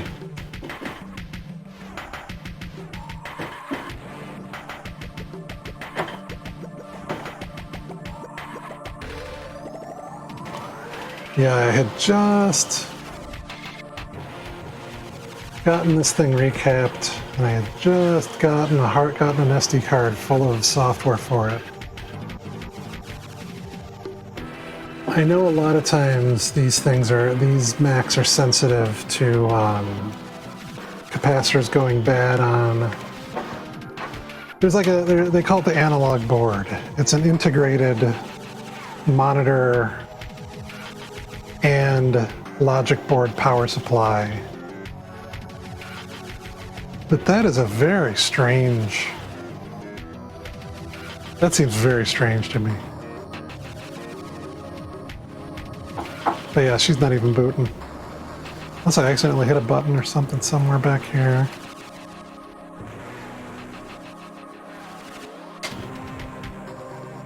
Oh well.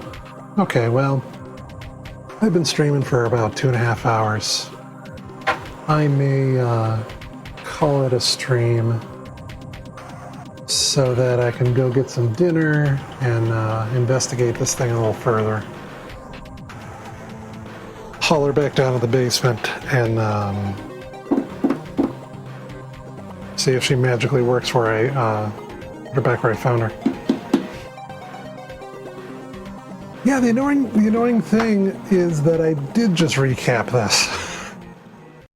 So maybe I'm going to order a new cap kit.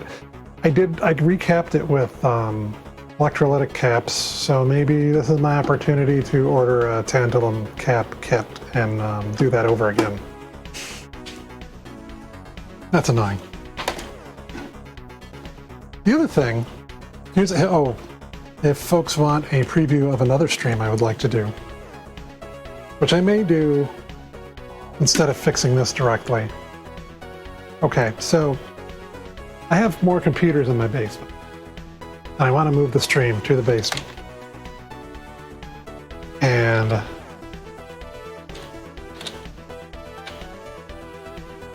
is anyone here a fan of the Ramones?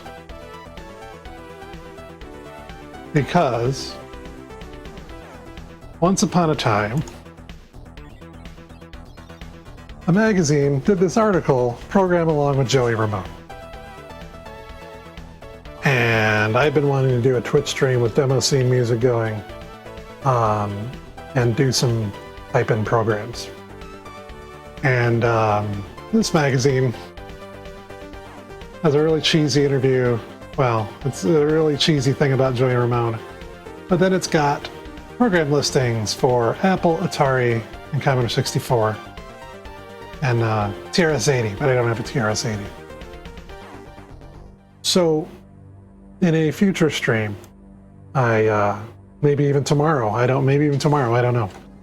I may go to my basement and have a relaxing time with demo scene music and type in programs. And I think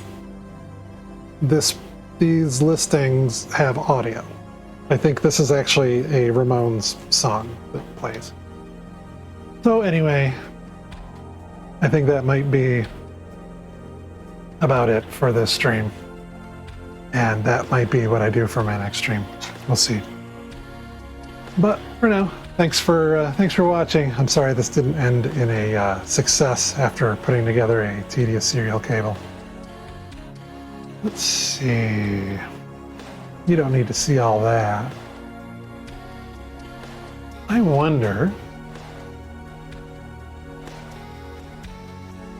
The problem is that it's ending. I'm wondering if, since I was raided, if anyone I'm following is doing something fun.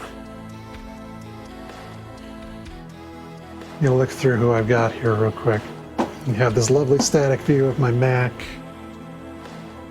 that's not doing anything useful.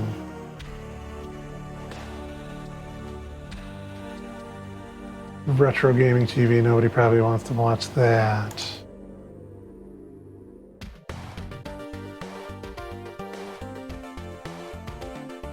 I've been watching a lot of DJs lately.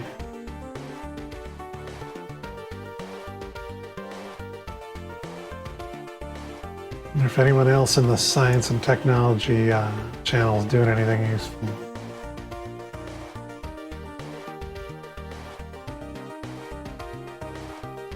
What are folks doing today?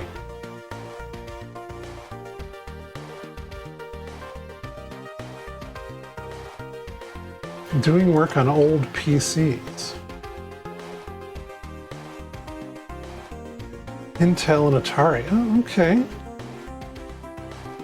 Well, I have never met this person before. Hopefully, I don't steer you wrong. But I'm gonna try raiding some.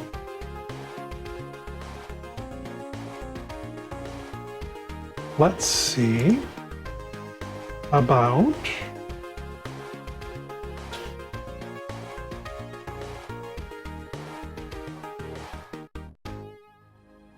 this.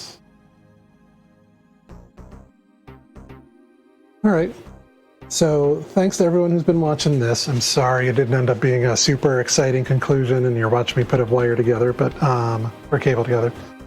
Hopefully this next stream is more interesting to watch.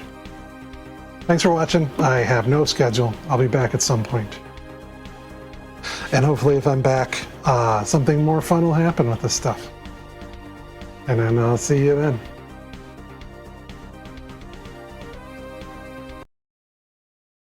There are 3 men in a boat with 4 cigarettes but no matches. How do they manage to smoke?